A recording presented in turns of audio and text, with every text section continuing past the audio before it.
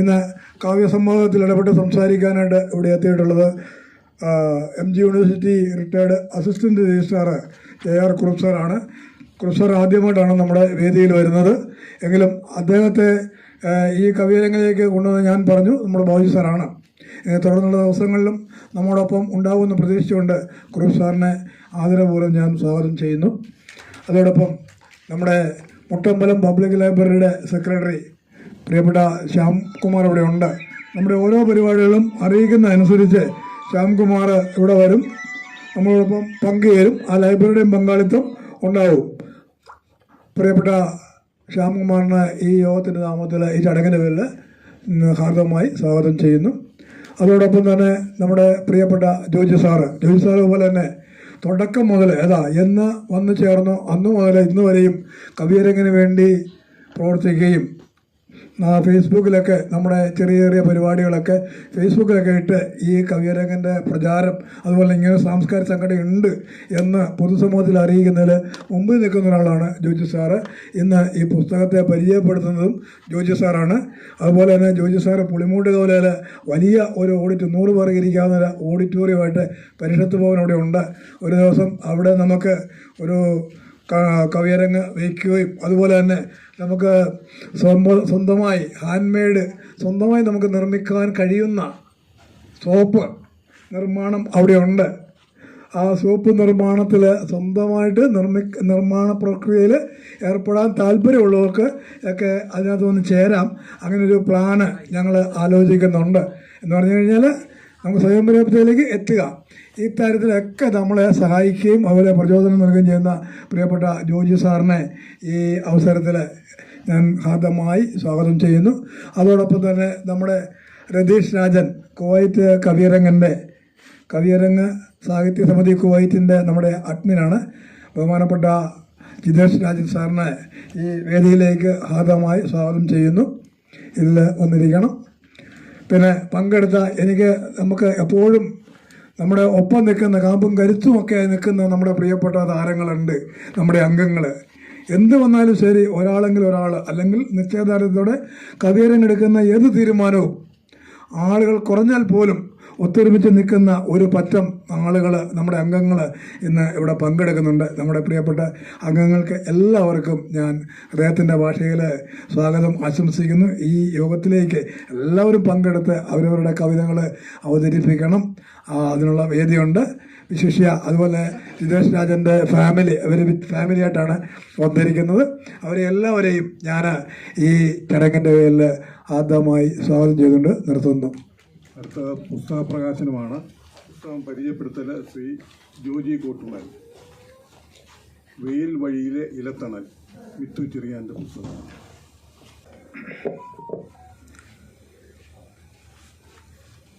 സഹോദരനെ,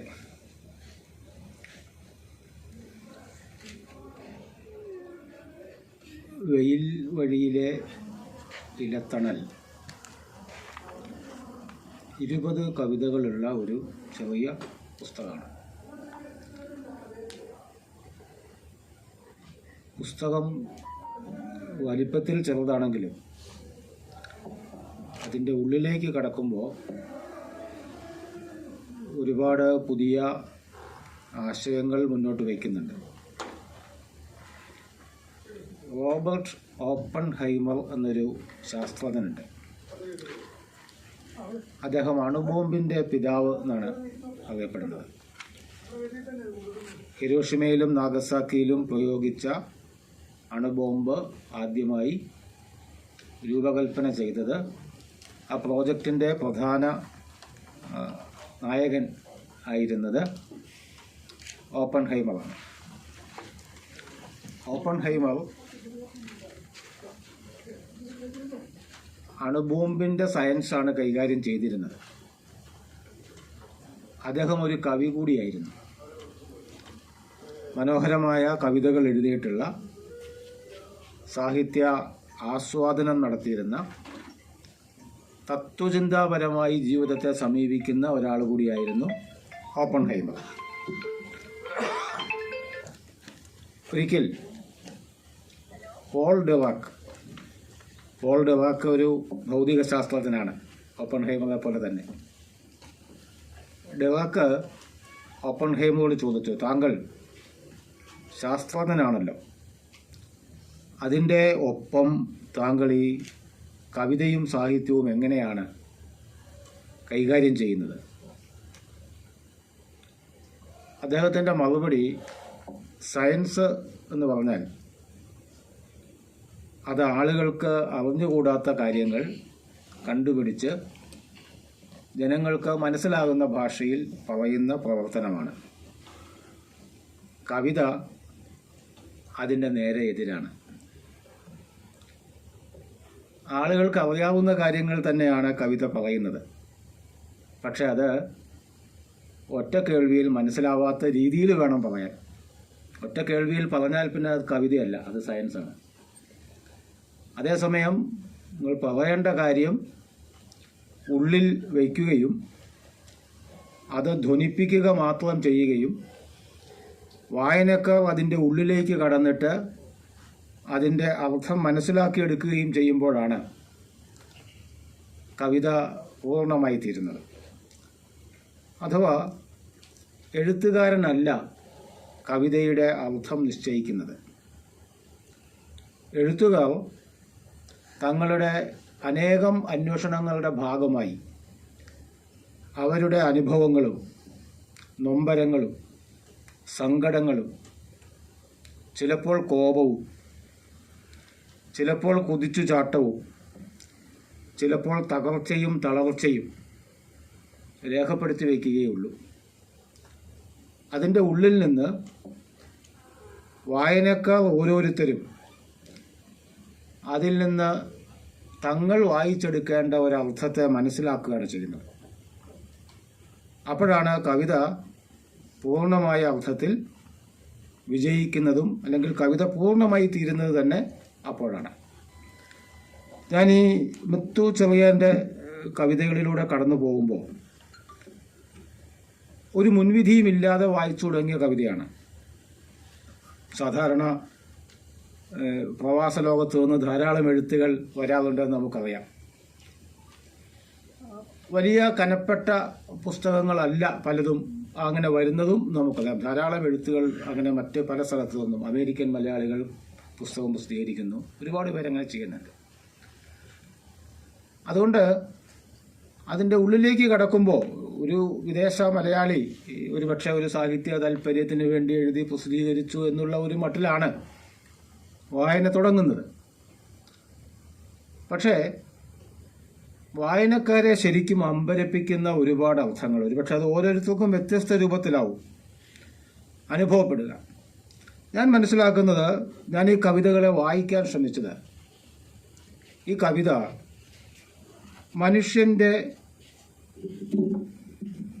അപൂർണനായ മനുഷ്യൻ്റെ അപൂർണയായ പൂർണ്ണമല്ലാത്ത മനുഷ്യൻ തൻ്റെ പൂർണ്ണതയെ തേടിയുള്ള ഒരു അന്വേഷണത്തിലാണ് എന്നാണ്. അതൊരു പഴയ സങ്കല്പമാണ്. ഓരോരുത്തരും ഈ ആദ്യത്തെ കവിതയുടെ ആദ്യത്തെ വരി തന്നെ, ആദ്യത്തെ 2 വരികൾ തന്നെ അത്തരത്തിലുള്ള ഒരു നിരീക്ഷണത്തിലേക്ക് എന്നെ പിടിച്ചുകൊണ്ടുപോയി എന്നുള്ളതാണ്. പേറ്റുനോവ് ഉടുത്ത് കരയുന്ന കവിതയ്ക്ക് കാവലാകാൻ എൻ്റെ കൂടെ പോരുമോ? ഇതൊരു സാധാരണ ചോദ്യമാണ്. പക്ഷേ എൻ്റെ കൂടെ നീ പോരുമോ എന്നിടത്ത് ഒരു ഞാനും ഒരു നീയും ഉണ്ട്. ഈ ഞാനും നീയും ഈ കവിതയിൽ ഇങ്ങനെ ആവർത്തിച്ചു വരുന്നുണ്ട്. ആ ആവർത്തന സ്വഭാവം കവയിത്രി മനസ്സിലാക്കുന്നുണ്ട്. അതുകൊണ്ട് മറ്റൊരു കവിതയിൽ എഴുതുന്നുണ്ട്, കവിതയിൽ കവയിത്രിയെ തേടരുത് എന്ന്. കവിതയിലെ ഞാൻ കവിത എഴുതുന്നയാളല്ല. അങ്ങനെ വിചാരിച്ചാൽ നമുക്ക് ഒരു കവിതയും ആസ്വദിക്കാൻ കഴിയില്ല. കവിതയിലെ നീ കവി മനസ്സിൽ വിചാരിക്കുന്ന ഏതെങ്കിലും ഒരു പ്രത്യേക വ്യക്തിയുമല്ല. കവിതയിലെ ഞാൻ എന്ന് പറയുന്നത് ഓരോ മനുഷ്യൻ്റെയും ഉള്ളിലുള്ള ഒരു അപൂർണത അനുഭവിക്കുന്ന മനോവ്യാപാരമാണ്. ആ മനോവ്യാപാരം പൂർണ്ണമാകണമെങ്കിൽ എത്തിച്ചേർന്നിട്ടില്ലാത്ത ഒരു നീ അപ്പുറത്തുണ്ട്. ആ നീയെ കാണണം. അതുകൊണ്ട് നമുക്ക് നേരത്തെ തന്നെ പറയാം, ഒരു മറുപാതി തേടിയുള്ള യാത്രയാണ് മനുഷ്യ സമൂഹത്തിൻ്റെ യാത്ര മുഴുവനും. അതിനു മുമ്പ് പല ആളുകളും ആ ആശയം അങ്ങനെ തന്നെ എഴുതിയിട്ടുണ്ട്. ഗർഭാശയത്തിൽ വളർന്നു വരുന്ന ഒരു കുഞ്ഞ്, ആ കുഞ്ഞിനെ പൊതിഞ്ഞ് അതിന് സുരക്ഷ കൊടുക്കുന്ന ഒരു പ്ലസൻ്റയുണ്ട്. ആ പ്ലസൻ്റയെ മലയാളത്തിൽ പറയുന്നത് മറുപിള്ള എന്നാണ്. പിള്ള എന്ന് പറഞ്ഞാൽ കുഞ്ഞാണ്, തള്ളയും പിള്ളയും. ഒരു മറുപിള്ളയുണ്ട് എല്ലാ മനുഷ്യ ജന്മങ്ങൾക്കും. ആ മറുപിള്ളയെ ഉപേക്ഷിച്ചുകൊണ്ട്, ആ ഒരു ബന്ധം വിച്ഛേദിച്ചുകൊണ്ടാണ് മനുഷ്യൻ ഭൂമിയിൽ ജനിക്കുന്നത്. അങ്ങനെ ജനിച്ചു വീഴുന്ന ഒരു കുഞ്ഞ് അതുകൊണ്ട് തന്നെ ഒരു അപൂർണത അനുഭവിക്കുന്നുണ്ട്. അപ്പുറത്ത് വേറെ ഒരാൾ ഉണ്ട്. ആ വേറെ ഒരാളാവണമെന്നില്ല. ഒരുപക്ഷെ പഴയ ആളുകൾ പറഞ്ഞതുപോലെ അത് പ്രകൃതിയും പുരുഷനും തമ്മിലുള്ള ബന്ധമാകാം, വ്യക്തിയും സമൂഹവും തമ്മിലുള്ള ബന്ധമാകാം. സ്ത്രീയും പുരുഷനും എന്നുള്ള ഒരേ അർത്ഥത്തിൽ മാത്രമല്ല ആ മറുപാതി നമ്മുടെ മുന്നിലുള്ളത്. അതുകൊണ്ട് നമ്മൾ കാണാത്ത ആ ഒരു മറുപാതിയെ തേടുക എന്നുള്ള അത്യന്തം ഗൗരവമുള്ള ഒരു ഇതിവൃത്തം ഈ കവിതകളിലെല്ലാം കടന്നു പോകുന്നുണ്ട് എന്നതാണ് ഞാൻ കാണുന്നത്. അത് ഒരു കവിതയിൽ മാത്രമാണെങ്കിൽ അത് ആ കവിതയുടെ സവിശേഷതയായി കാണാം. പക്ഷേ അതെല്ലാ കവിതകളിലും ഒരു അന്തർധാരയായി വന്നാൽ അതിൻ്റെ അർത്ഥം കവയിത്രി അറിയാതെ തന്നെ പിന്തുടരുന്ന ഒരു ആശയതലം അതിൻ്റെ ഉള്ളിലുണ്ട് എന്നാണ്. കവിതകളിൽ നിങ്ങൾ കവയിത്രിയെ തിരയരുത് എന്ന കവിതയുടെ അവസാന ഭാഗത്ത് പൗർണമിയുടെയും അമാവാസിയുടെയും ഇടയിലെ ഭ്രാന്തമായ ഏതോ നിമിഷത്തിൽ അവൾ എഴുത്തു നിർത്തും എന്ന് പറയുന്നു. എഴുത്തു നിർത്തുക എന്നുള്ളത് കവിക്ക് സാധ്യമല്ല. കവിത്വത്തിൻ്റെ അവസാന തുള്ളി മനസ്സിലുള്ളിടത്തോളം എഴുതിയേ പറ്റൂ. എവിടെ വെച്ചാണ് എഴുത്തു നിർത്തുന്നത്? അമാവാസിയുടെയും പൗർണമിയുടെയും ഇടയിലുള്ള ഒരു നിമിഷത്തിലാണ്. അമാവാസിയെ നിങ്ങൾ ശൂന്യതയായി സങ്കല്പിക്കും. ചന്ദ്രനെ കാണാനേ ഇല്ല, ഇരുട്ടാണ്. അങ്ങനെയാണെങ്കിൽ പൗർണമി പൂർണ്ണതയാണ്. പൂർണ്ണമായ ചന്ദ്രൻ, പൂർണ്ണമായ നിലാവ്, നല്ല വെളിച്ചം. ഈ ശൂന്യതയ്ക്കും പൂർണ്ണതയ്ക്കും ഇടയിലുള്ള ഒരു നിമിഷത്തിൽ എഴുത്തു നിർത്താൻ വിധിക്കപ്പെടുന്നവരാണ് എല്ലാ എഴുത്തുകാരും എന്നത് ഒരു ദുരന്തമാണ്. നിങ്ങൾ പൂർണ്ണതയെ തേടുകയാണ്, പക്ഷേ ആ പൂർണ്ണതയിലേക്ക് എത്താൻ കഴിയില്ല. അതിനിടയ്ക്ക് വെച്ച് നിങ്ങൾ വീണുപോകും. ആ പൂർണ്ണതയിലേക്ക് എത്തിയാൽ പിന്നെ ജീവിതമില്ല, പിന്നെ സമൂഹമില്ല. എല്ലാത്തിലും, വ്യക്തിപരമായ കാര്യത്തിൽ മാത്രമല്ല, ചരിത്രത്തിൽ പോലും നിങ്ങൾ ആഗ്രഹിക്കുന്ന പരിപൂർണമായ പൂർണ്ണതയുള്ള ഒരു സമൂഹം സൃഷ്ടിക്കപ്പെട്ടു കഴിഞ്ഞാൽ പിന്നെ ചരിത്രമില്ലല്ലോ. എഴുതപ്പെട്ട ചരിത്രം മുഴുവനും വർഗസമരങ്ങളുടെ കഥയാണ്.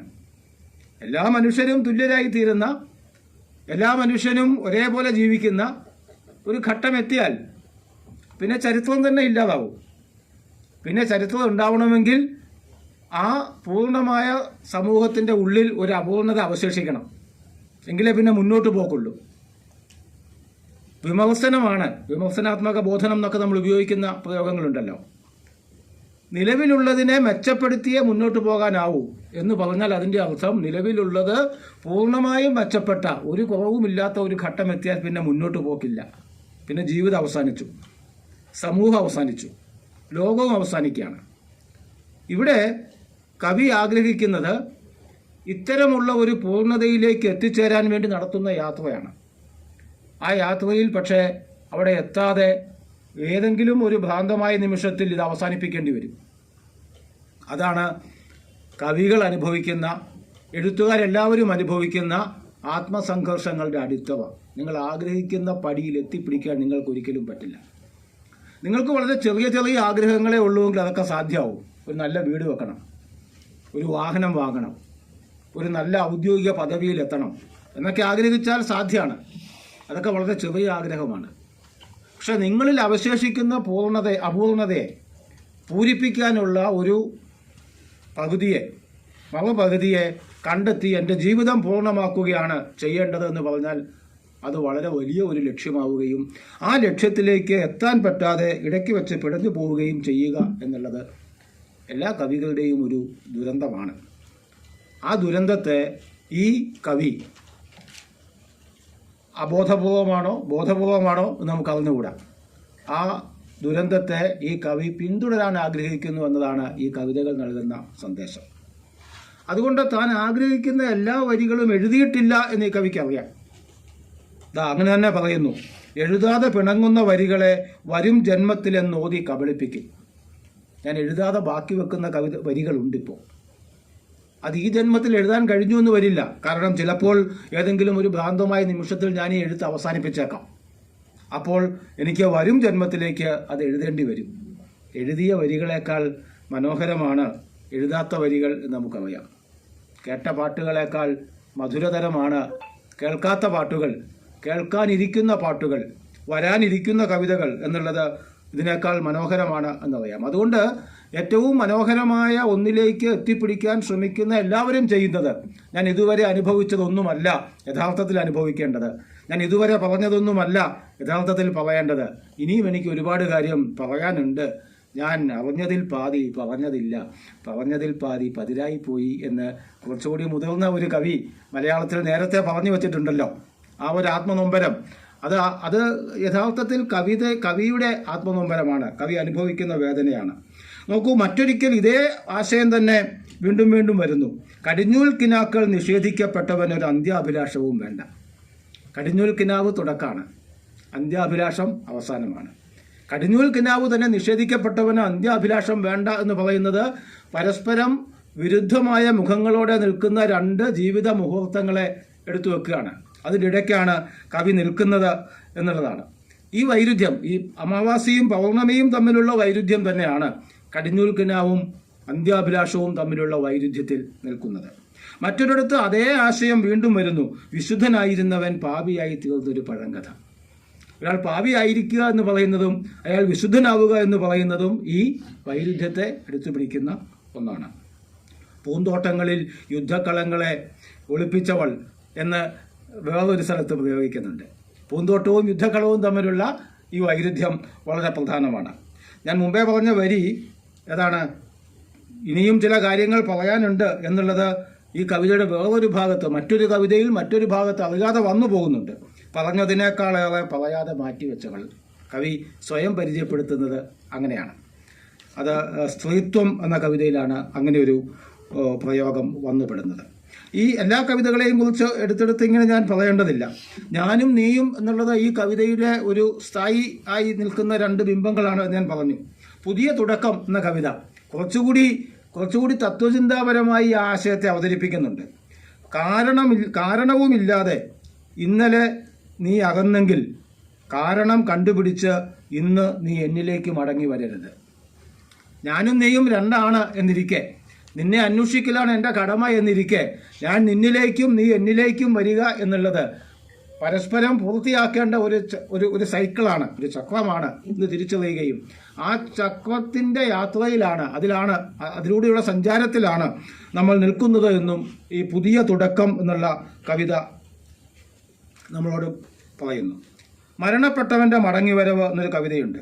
ദേഹിയും ദേഹവും പകുത്തുമാറ്റി മോക്ഷമെല്ലാം മാംസഭുക്കായി ഞാൻ നിന്നിലേക്ക് തന്നെ മടങ്ങട്ടെ. കവിതകളിലുടനീളം ഈ ആശയം നിൽക്കുകയാണ്. എനിക്ക് എത്തിച്ചേരേണ്ട ഒരു പരമപദമുണ്ട് എന്ന് വേണമെങ്കിൽ പറയാം. ഞാൻ കണ്ടെത്തേണ്ട ഒരു ലക്ഷ്യമുണ്ട് എന്ന് വേണമെങ്കിൽ പറയാം. അല്ലെങ്കിൽ ഞാൻ ഇപ്പോൾ ജീവിക്കുന്ന ഈ ജീവിതത്തിൽ നിന്ന് കുറച്ചുകൂടി പൂർണ്ണമായ ഒരു ജീവിതം ഉണ്ട് എന്ന് വേണമെങ്കിൽ പറയാം. അല്ലെങ്കിൽ നമ്മളെല്ലാവരും ഇപ്പോൾ ജീവിക്കുന്ന ജീവിതത്തിൽ നിന്ന് കുറച്ചുകൂടി ഉയർന്ന ഒരു ജീവിതത്തിന് അർഹരാണ് എന്ന് പറയുന്നതും ഇതിൻ്റെ തന്നെ ഒരാശയമാണ്. അതൊരു രാഷ്ട്രീയ ആശയമായി തീരും എന്നുള്ളതാണ് ഞാൻ പറയാൻ ശ്രമിക്കുന്ന ഒരു കാര്യം. കവിതയിൽ അത് അങ്ങനെ തുറന്ന രാഷ്ട്രീയമായിട്ടായിരിക്കില്ല പറയുന്നത്. കവിതയിൽ അത് പൂർത്തീകരിക്കപ്പെടാനുള്ള അനേകം അന്വേഷണങ്ങൾ തുടർച്ചയായിട്ടാണ് വരിക. വളരെ തുറന്ന ഒരു രാഷ്ട്രീയ കവിതയുണ്ട് ഇതിനകത്ത്. ബാക്കി എല്ലാ കവിതകളും തത്വചിന്താപരമായി ജീവിതത്തെ നോക്കിക്കാണുന്ന, മനുഷ്യൻ്റെ സ്ഥായിയായ ദുഃഖത്തെക്കുറിച്ച് പറയുന്ന, ഒരു ആത്മപീഠയെക്കുറിച്ച് പറയുന്ന കവിതകളാണെങ്കിൽ വളരെ തുറന്ന രാഷ്ട്രീയമാണ്. സഖാവിനെ പ്രണയിച്ചവൾ എന്നൊരു കവിതയുണ്ട്. ആ കവിതയിലും പക്ഷേ സഖാവിൻ്റെ രാഷ്ട്രീയ ജീവിതത്തെക്കുറിച്ച്, പ്രവർത്തനത്തെക്കുറിച്ച്, വളരെ ത്യാഗസമ്പന്നമായ പ്രവർത്തനത്തെക്കുറിച്ചൊക്കെ സാഹിത്യത്തിൻ്റെ ഭാഷയിൽ ഈ കവിത വിശദീകരിക്കുന്നുണ്ട്.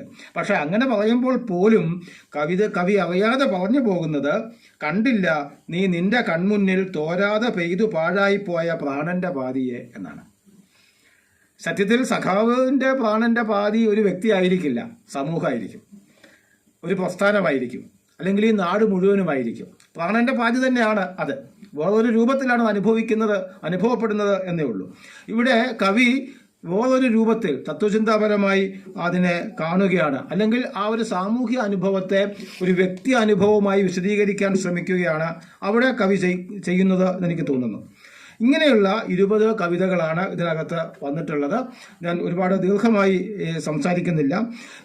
അവസാനത്തെ കവിത ഓന്തു മനുഷ്യർ എന്നാണ്. അത് കുറച്ച് സാമൂഹ്യ വിമർശനപരമായ ഒരു കവിതയാണ്. എങ്ങനെയാണ് മനുഷ്യ പലതരത്തിലുള്ള ജീവിതാനുഭവങ്ങളിലേക്ക് വരുന്നത്, അല്ലെങ്കിൽ ഒരു സ്ഥായിയായ നിലപാടില്ലാത്തതിൻ്റെ ഒക്കെ കാര്യം വിശദീകരിക്കുന്ന രാഷ്ട്രീയമായ ഒരു കവിത അതിനകത്തുണ്ട്. ഞാൻ പറയുന്നത്, എനിക്ക് മിത്തു ചെറിയാൻ ആരാണെന്ന് അറിഞ്ഞുകൂടാ, എത്ര പ്രായമുണ്ടെന്ന് അറിഞ്ഞുകൂടാ, എത്ര മുൻപ് എന്തൊക്കെ സാഹിത്യ പ്രവർത്തനത്തിൽ ഏർപ്പെട്ടിട്ടുണ്ട് എന്നൊന്നും അറിഞ്ഞുകൂടാ.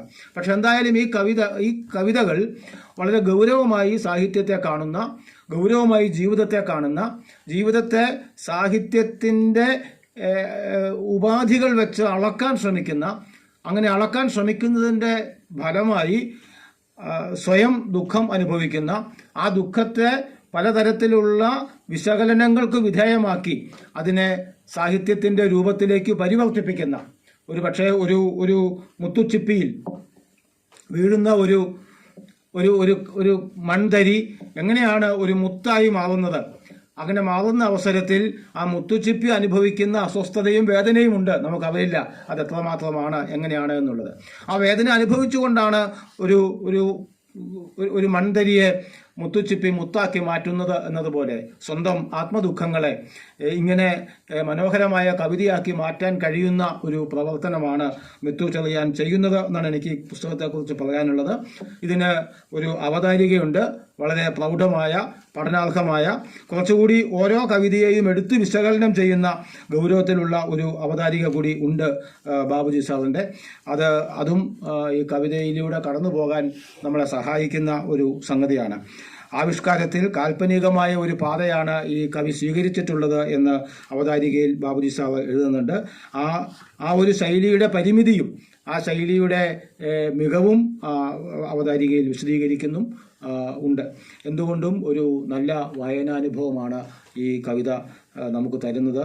സഹൃദയ സമക്ഷം ഇത് പരിചയപ്പെടുത്താൻ കിട്ടിയ ഒരവസരത്തിൽ അതിനെന്നെ നിയോഗിച്ചതിനുള്ള ഒരു സന്തോഷം പങ്കുവെച്ചുകൊണ്ട് നിർത്തട്ടെ. അഭിവാദനം.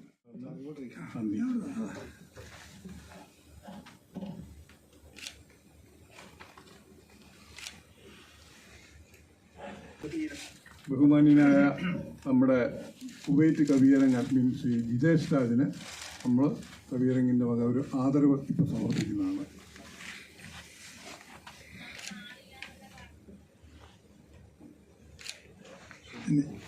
സുഹൃത്തുക്കളെ,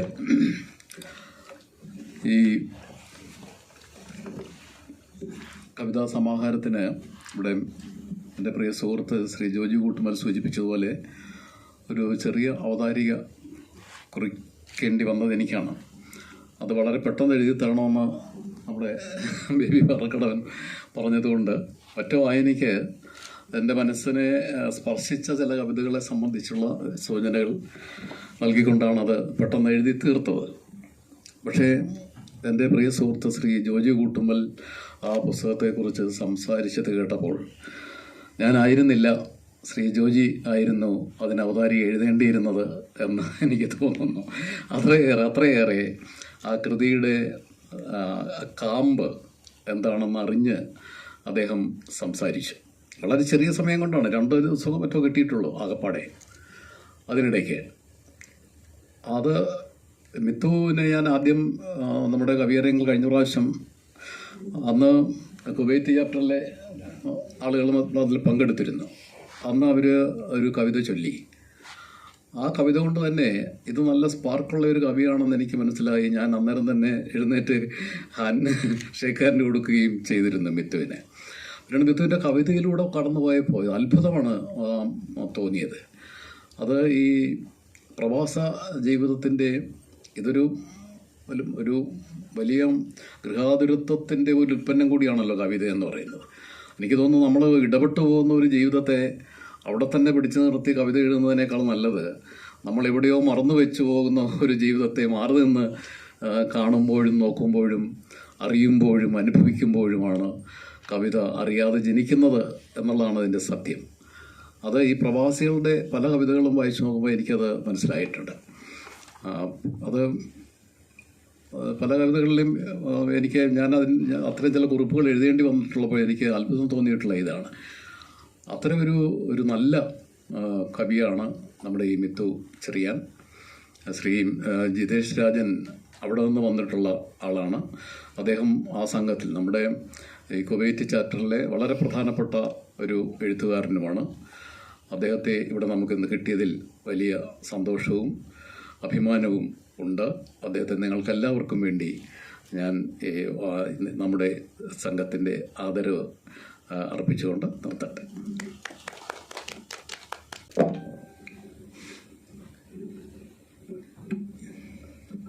ഈ യോഗത്തിൻ്റെ അധ്യക്ഷൻ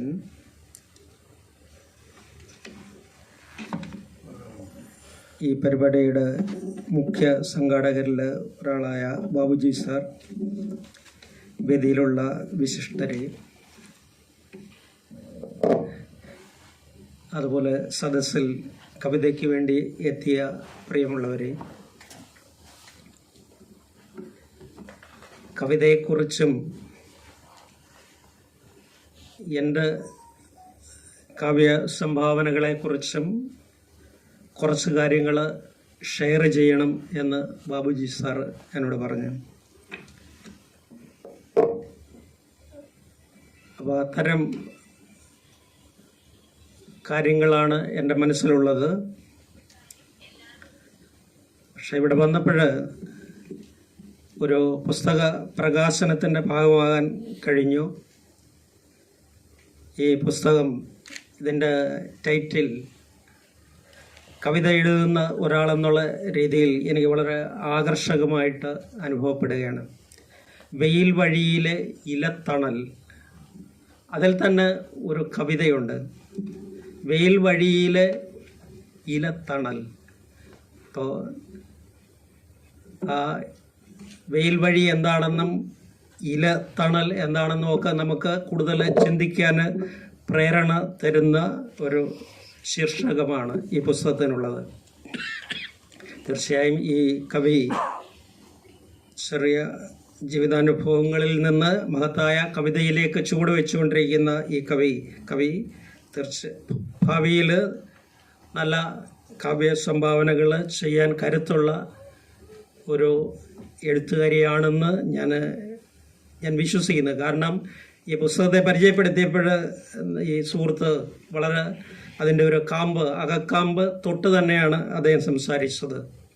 അപ്പം തീർച്ചയായും ഈ എഴുത്തുകാരിക്ക് എല്ലാ വിജയങ്ങളും ആശംസിച്ചുകൊണ്ട് കവിതയെക്കുറിച്ചുള്ള എൻ്റെ ചില ധാരണകൾ പങ്കുവെക്കാം എന്ന് വിചാരിക്കുകയാണ്. ഇപ്പം ഈ കർക്കിടക മാസത്തിൽ നിർത്താതെ പെയ്യുന്ന ഈ മഴ സമയത്ത് കവിതയ്ക്ക് വേണ്ടി ഇത്രയും ആളുകൾ ഇവിടെ കൂടിയത് തീർച്ചയായും വലിയ സന്തോഷം ഉണ്ടാക്കുന്ന കാര്യമാണ്. ഇതിൽ ചില മുഖങ്ങളൊക്കെ എനിക്ക് പരിചിതമാണ്. ബാബുജി സാറുമായിട്ടൊരു 10-30 വർഷത്തെ അടുത്ത സൗഹൃദമുണ്ട്. അദ്ദേഹം എൻ്റെ തന്നെ ഒരു പുസ്തകം പ്രകാശിപ്പിക്കുവാൻ MG യൂണിവേഴ്സിറ്റിയിൽ വന്നു. അതുപോലെ പിന്നെ പല പരിപാടികളിലും അദ്ദേഹം എന്നെയും ചില ഘട്ടങ്ങളിലൊക്കെ കൂട്ടാറുണ്ട്. പലപ്പോഴൊക്കെ ഞങ്ങളിങ്ങനെ വിളിക്കുകയും പറയുകയൊക്കെ ചെയ്യുന്ന ഒരു ഭാഷയെ കുറച്ച് ഇഷ്ടപ്പെടുന്ന രണ്ട് മനുഷ്യരെന്നുള്ള രീതിയിൽ ഞങ്ങളിങ്ങനെ അടുത്ത് ഇടപെടാറുണ്ട്. അതുപോലെ കാവ്യവേദിയുടെ ഇപ്പോഴുള്ള ആക്ടിങ് ചെയർമാൻ നമ്മുടെ ബ്രസലി മാഷ്, അദ്ദേഹം ഞങ്ങളുടെ അടുത്ത് തന്നെയാണ്, ഏറ്റുമാനൂരാണ് താമസം. അപ്പം ഇങ്ങനെ നമുക്ക് പരിചിതമായ മുഖങ്ങൾ, പരിചയമില്ലാത്തവർ ഇനി നമ്മൾ കാണുകയും പരിചയപ്പെടുകയൊക്കെ ചെയ്യുന്ന മുഖങ്ങൾ, ഈ മുഖങ്ങളൊക്കെ കവിതയ്ക്ക് നിമിത്തമാകാറുണ്ട്. ഇതുപോലുള്ള സന്ദർഭങ്ങൾ, അനുഭവങ്ങളൊക്കെ കവിതയെന്ന് പറയുന്നത് തന്നെ നമ്മുടെ ഭാഷയിൽ നിർമ്മിച്ചെടുക്കുന്നതാണ്. സാഹിത്യത്തിൻ്റെ ഏറ്റവും ഈടുറ്റ ഒരു ഉൽപ്പന്നമാണ് കവിതയെന്ന് പറയുന്നത്. സാഹിത്യം പല തരം ഉൽപ്പന്നങ്ങളുള്ളതാണ് സാഹിത്യം. അപ്പോൾ ആ സാഹിത്യം നമ്മൾ നോക്കിയാൽ അതിൽ ഏറ്റവും പ്രാചീനമായിട്ടുള്ളത് കവിതയാണ്. പിന്നെ അതിൻ്റെ ആദ്യകാലങ്ങളൊക്കെ കഴിഞ്ഞ് ഗദ്യത്തിലേക്ക് വരികയും പല ശാഖകളൊക്കെ പിരിഞ്ഞ് കഥയായി, നോവലായി, സഞ്ചാരക്കുറിപ്പുകളായി, നാടകങ്ങളായി, ഇങ്ങനെ കവിതകളുണ്ട്. ഇങ്ങനെ കവിതയിലേക്ക് ഇങ്ങനെ എത്തുകയാണ്. ആദ്യകാല നാടകങ്ങൾ പോലും കവിതാ രൂപത്തിലാണ് എഴുതപ്പെട്ടിട്ടുള്ളത്. അപ്പോൾ ആ കവിതയെന്ന് പറയുന്നത് ഒരു സാധാരണ സാഹിത്യ രൂപങ്ങൾക്ക് വളരെ മേലെയുള്ളതാണ്. അടുത്തല്ല, വളരെ മേലെയാണ്. അതുകൊണ്ടാണ് നമ്മൾ ഒരു കവിത തന്നെ പല ആവർത്തി വായിക്കുന്നത്. ഒരു നോവൽ, ഇപ്പോൾ OV വിജയൻ്റെ ഖസാക്കിൻ്റെ ഇതിഹാസം നമുക്ക് 2-3 തവണ വായിക്കാം, പിന്നെ നമുക്ക് വായിക്കാൻ ഒക്കത്തില്ല. പക്ഷേ നിങ്ങൾ കുമാരനാശാനെ, എഴുത്തച്ഛനെ ഒക്കെ നമ്മൾ എത്ര തവണ മാസത്തിലും നമുക്ക് വായിക്കാം, ആഴ്ചകൾ തോറും നമുക്ക് വായിക്കാം. അതൊരിക്കലും നമ്മളെ മടുപ്പിക്കുന്നില്ല. അപ്പോൾ കവിതയ്ക്ക് അങ്ങനെയുള്ള മനുഷ്യഹൃദയത്തോടെ ഏറ്റവും ചേർന്ന് നിൽക്കുന്ന ഒന്നാണ് കവിതയെന്ന് പറയുന്നത്. ശരിക്കും നമ്മുടെ ഒരു മനുഷ്യ മനസ്സിൽ എന്തൊക്കെ വികാരങ്ങളുണ്ടോ ആ വികാരങ്ങളെയെല്ലാം ഏറ്റവും ശക്തമായിട്ട് ആവിഷ്കരിക്കാൻ പറ്റുന്ന കവിതയ്ക്ക് മാത്രമേ ഉള്ളൂ. എന്നാൽ കവിത ഫുള്ളായിട്ട് അത് ആവിഷ്കരിക്കുന്നു എന്ന് ചോദിച്ചാൽ ഒരിക്കലുമില്ല. കാരണം അതിന് ഭാഷയ്ക്ക് പരിമിതിയുണ്ട്. ഇപ്പോൾ ഒരു ചൈനീസ് കവയിത്രി, ഷൂട്ടിംഗ് എന്ന് പറയുന്ന ഒരു ചൈനീസ് കവയിത്രി, അവരുടെ ഒരു കവിതയിൽ ഇങ്ങനെ പറയുന്നുണ്ട്. അവർ പറയുന്ന ഇതാണ്: ഉള്ളിൽ ഒരു കടലുണ്ടെങ്കിലും പുറത്തേക്ക് എത്തുന്നത് 2 കണ്ണീർ മാത്രം. അപ്പോൾ ഉള്ളിൽ ഭയങ്കരമായൊരു കടലാണ്, പക്ഷേ അത് കണ്ണിലൂടെ വരുമ്പോൾ 2 കണ്ണീരേ ആകുന്നുള്ളൂ. ഇതാണ് കവിത എന്ന് പറയുന്നത്. പക്ഷേ നല്ല വായനക്കാരന് ആ 2 കണ്ണീരിൽ നിന്ന് ഉള്ളിലെ ആ കടൽ കാണാൻ പറ്റും. അതാണ് കവിതയുടെ മഹത്വം എന്ന് പറയുന്നത്. അത് ഏത് സന്ദർഭത്തിലും ഏത് കാലത്തും അതിന് പ്രസക്തിയുണ്ട്. അത് നമ്മുടെ മനുഷ്യനുമായിട്ട് മാത്രമല്ല, പ്രകൃതിയായിട്ടും മറ്റ് കാലവുമായിട്ടും എല്ലാം കണക്റ്റഡ് ആണ്. അപ്പോൾ അത് നമ്മൾ ഭാഷയിലാണ് നിർമ്മിച്ചെടുക്കുന്നത്. അവിടെയാണ് നമ്മൾ ശ്രദ്ധിക്കേണ്ടത്. പല കവികളും വളരെ എളുപ്പത്തിൽ രചന നടത്തി ശീലിക്കുന്നവരാണ്. അപ്പം അത് പലപ്പോഴും കവിതയുടെ ആയുസ് കുറയ്ക്കും. നമ്മളെ കുറച്ചുകൂടെ ആ ഒരു വിഷയത്തിൽ മനസ്സ് കൊടുത്ത് ഒരു തവണ എഴുതി അത് നമുക്ക് തൃപ്തി തരുന്നില്ലെങ്കിൽ വീണ്ടും അതിനെ എഴുതണം. അതുപോലെ ആദ്യം വരുന്ന ആ ഒരു രചന അല്ലെങ്കിൽ ആ ഒരു ആശയം, ആ വരികൾ, അതിനെ നമ്മൾ അതുപോലെ തന്നെ സ്വീകരിക്കരുത്. അതിനെ നമ്മൾ ബ്ലോക്ക് ചെയ്യണം. ഒന്ന് എഴുതിയിട്ട് അത് വെട്ടി ദൂരെ കളയണം. അപ്പോൾ അത് വേറെ രീതിയിൽ കാരണം അത് എഴുതുന്ന മനുഷ്യന് അത് എഴുതി കഴിഞ്ഞെങ്കിലേ ശരിയാവത്തുള്ളൂ. അപ്പോൾ ആദ്യം വരുന്നത് അത് ചിലപ്പോൾ പഴയ ഏതിൻ്റെങ്കിലും ഒരു ഛായയിലായിരിക്കും വരുന്നത്. അപ്പം നമ്മളതിനെ പ്രതിരോധിച്ചിട്ട് പുതിയൊരു രീതിയിൽ എങ്ങനെ കവിതയെ നമുക്ക് ആവിഷ്കരിക്കാൻ പറ്റും, അത്തരം ശ്രമങ്ങൾ വേണം. കവിതയെന്ന് പറയുന്നത് അങ്ങനെയാണ്. അല്ലാതെ വെറുതെ നമ്മൾ അങ്ങനെ ഒരു ഉപരിപ്ലവമായ രീതിയിലേക്ക് ഒരു കാവ്യസഞ്ചാരം നടത്തരുത്. കുറച്ചുകൂടെ, കാരണം ഇത് കാലത്തെ അതിജീവിക്കണമെങ്കിൽ നമ്മൾ അത്രയും പ്രയത്നം, ആദ്യം നമുക്ക് ഇത് സംബന്ധിച്ചൊരു ഒരു കഴിവ് ഉണ്ടായിരിക്കണം. ചിലർക്ക് ജന്മനാ കിട്ടും, ചിലർ ആർജിച്ചെടുക്കും. അപ്പം അങ്ങനെ നമ്മൾ അതിൻ്റെ ആ ഒരു അന്വേഷണ പദത്തിൽ നിരന്തരം സഞ്ചരിച്ച് ഭാഷയിൽ നമുക്ക് നല്ല കൽപ്പുണ്ടാവണം. എങ്കിലേ നല്ല നല്ല കവിതകൾ രൂപപ്പെട്ടു വരത്തുള്ളൂ. അപ്പോൾ സാഹിത്യത്തിൻ്റെ ഏറ്റവും മൂല്യവത്തായ ഒരു സൃഷ്ടിയാണ് കവിത എന്ന് പറയുന്നത്. അതിന് ഒരു ഒരു ആത്മാർപ്പണം, അതിനെ നമുക്ക് ഏത് കാര്യങ്ങളുമായിട്ടും ഇപ്പം ഒരു വ്യക്തിയുടെ ജീവിതം മാത്രമല്ല, ഒരു രാജ്യത്തിൻ്റെയോ ഒരു സമൂഹത്തിൻ്റെയോ ഒക്കെ ജീവിതത്തെ അതുമായിട്ട് ബന്ധിപ്പിച്ചെടുക്കാം. ഇപ്പോൾ ലോക കവികളിൽ തന്നെ പല കവികൾ, ഇപ്പോൾ ദർവേശിൻ്റെ കവിതകൾ, അപ്പോൾ അദ്ദേഹത്തിൻ്റെ ആ ഒരു രാജ്യത്തിൻ്റെ അസ്വാതന്ത്ര്യവും അതുപോലെ മറ്റു രീതിയിലുള്ള അടിമത്വവും എല്ലാം അദ്ദേഹം അതിനെ ഭേദിക്കുന്ന രീതിയിൽ ആഹ്വാനം നടത്തിയാണ് അദ്ദേഹം കവിതയിൽ മുമ്പോട്ട് വന്നിട്ടുള്ളത്. അപ്പോൾ ആ രീതിയിൽ നമുക്ക് കവിതയെന്ന് പറയുന്നത് നമുക്ക് ഏത് മാറ്റത്തിനും വേണ്ടി കവിതയെ നമുക്ക് ഉപയോഗിക്കാം. നീതിയുടെ സ്ഥിരമുറിയുമ്പോൾ നിലവിളി നെഞ്ചിലുടക്കി പൊരുതി നിൽക്കുന്നവനാണ് കവി. പണ്ട് കുഞ്ഞപ്പ പട്ടാനൂർ എന്ന് പറയുന്ന ഒരു കവി, ഞാൻ വളരെ ചെറുപ്പമായിരുന്ന ഒരു ഘട്ടത്തിലാണ്, അദ്ദേഹം കലാകൗമുദിയിൽ എഴുതിയ വരികളാണ് എനിക്കിപ്പോഴും ആ വരികൾ എൻ്റെ മനസ്സിലെന്ന് ഉറച്ചാണ്. നീതിയുടെ സ്ഥിരമുറിയുമ്പോൾ നിലവിളി നെഞ്ചിലുടക്കി പൊരുതി നിൽക്കുന്നവനാണ് കവി.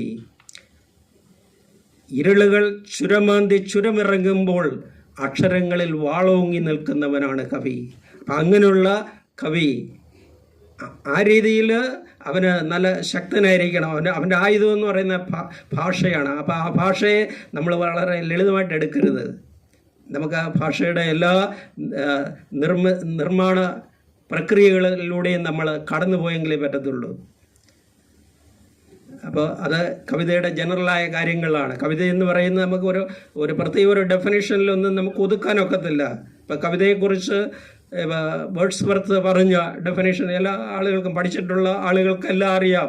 Poetry is the spontaneous overflow of powerful feelings which recollect in tranquility. കവിതയെന്ന് പറയുന്നത് ഏകാന്തതയിൽ നമ്മുടെ മനസ്സിൽ തിങ്ങി നിറഞ്ഞു വരുന്ന വികാരങ്ങളുടെ കവിഞ്ഞൊഴുകലാണ്. അപ്പോൾ അത് കവിതയെ ഒരു പ്രത്യേക രീതിയിൽ കാണുന്നു. എന്നാൽ കവിത അതുമാത്രമാണോ? ഒരിക്കലുമല്ല. നമ്മുടെ വികാരങ്ങളെ മാത്രം ഒഴുക്കി വിടുന്നതല്ല കവിത. അതിന് ഞാൻ നേരത്തെ പറഞ്ഞതുപോലെ മനുഷ്യമോചനത്തിൻ്റെ ഒരു സൈഡുണ്ട്. അതുപോലെ അവശതയും മറ്റ് ബുദ്ധിമുട്ടുകളും അനുഭവിക്കുന്ന വളരെ മാർജിനലൈസ്ഡ് ആയിട്ടുള്ള ആളുകളുടെ ജീവിതം, അതിനെ നമ്മൾ കവിതയിൽ കൊണ്ടുവരണം. അപ്പം അതിനൊക്കെ എന്ന് പറഞ്ഞു കഴിഞ്ഞാൽ വളരെ ബോധപൂർവമായ പ്രയത്നങ്ങൾ കൂടി ആവശ്യമുണ്ട്. അപ്പം കവിതയെന്ന് പറയുന്ന ആ സാഹിത്യ രൂപത്തിൻ്റെ സാധ്യതകളെ നമ്മൾ ബേസിക്കായിട്ട് മനസ്സിലാക്കുക. ഇനി എൻ്റെ കവിതകളിലേക്ക് കുറച്ച് കാര്യങ്ങൾ പറയണം എന്ന് ബാബുജി സാർ പറഞ്ഞു. അപ്പം ഞാൻ ഈ പറയുന്നത് പോലെ കവിതയിൽ വളരെ ചെറു പയ്യനായിരുന്ന കാലഘട്ടത്തിൽ ഞാൻ തിരിഞ്ഞിങ്ങനെ ഇടയ്ക്ക് ആലോചിക്കും എങ്ങനെയാണ് കവിത വന്നത്.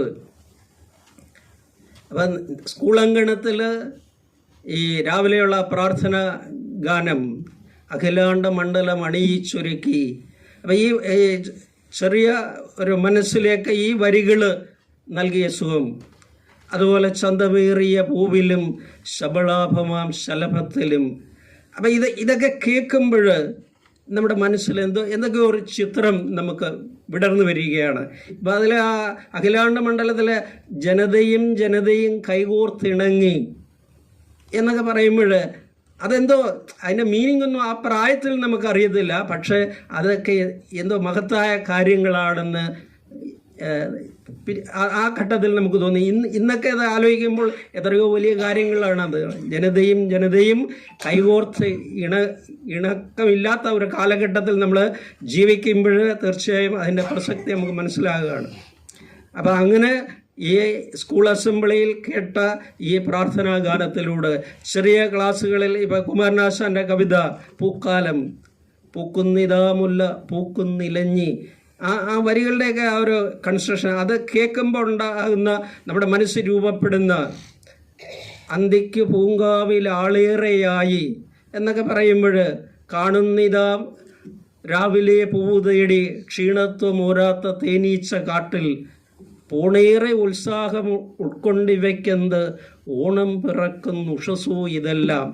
അപ്പോൾ ആ ഓണം പിറക്കുന്നു ഉഷസോ ഇതെല്ലാം എന്നുള്ള ആ ഒരു പ്രയോഗം പിന്നെ ഞാൻ ആലോചിച്ചു, ശരിക്കും പറഞ്ഞു കഴിഞ്ഞാൽ നമ്മൾ ആ ഓണനാളുകളുടെ ആ ഒരു സുഖം നമുക്ക് വേറെ രീതിയിൽ ഇത്രയും മനോഹരമായിട്ട് വേറെ ഒരു സന്ദർഭത്തിൽ നമ്മൾ വായിച്ചിട്ടില്ല. അപ്പം ഇതൊക്കെ എന്ന് പറഞ്ഞു കഴിഞ്ഞാൽ കവിതയെന്ന് പറയുന്നത്, നല്ല കവിത എങ്ങനെയാണ് ജീവിതാനുഭവങ്ങളെ, മനുഷ്യാനുഭവങ്ങളെ, പ്രകൃതിയൊക്കെ സ്വാംശീകരിച്ച വാക്കുകളിലേക്ക് എത്തിക്കുന്നത്. അപ്പം ചെറുപ്രായത്തിൽ എനിക്കത് ഞാൻ മനസ്സിലാക്കാൻ ശ്രമിച്ചിട്ടുണ്ട്. പിന്നീട് ഈ സുഗതകുമാരിയുടെയൊക്കെ ചില കുട്ടിക്കവിതകൾ ബാലരമ പോലുള്ള പ്രസിദ്ധീകരണങ്ങളിലൊക്കെ വരുമ്പോൾ അതൊക്കെ ഇങ്ങനെ വായിക്കുമ്പോൾ ഞാൻ ആലോചിക്കും, ഇതുപോലൊരു കവിത എനിക്ക് എഴുതാൻ കഴിയുമോ? നമ്മളിങ്ങനെ അക്കാലത്ത് കുറേ കൂടെ കാർഷിക ജീവിതമാണ്. ഇപ്പോൾ ഒരു ആടിനെയൊക്കെ ഇങ്ങനെ അഴിച്ച് ആറ്റുതീരത്തൊക്കെ കൊണ്ടുപോയി അതിങ്ങനെ ഇങ്ങനെ ഇലയൊക്കെ തിന്നിങ്ങനെ നടക്കുമ്പോൾ അപ്പോൾ നമ്മൾ വായിക്കുന്നുണ്ട് ബാലരമയിലെ സുഗതകുമാരിയുടെ കവിത. അപ്പോൾ അത് വായിക്കുമ്പോൾ നമുക്ക് തോന്നുന്നു ഇത്തരം 4 വരികൾ എന്നെ കൊണ്ട് എഴുതാൻ പറ്റുമോ?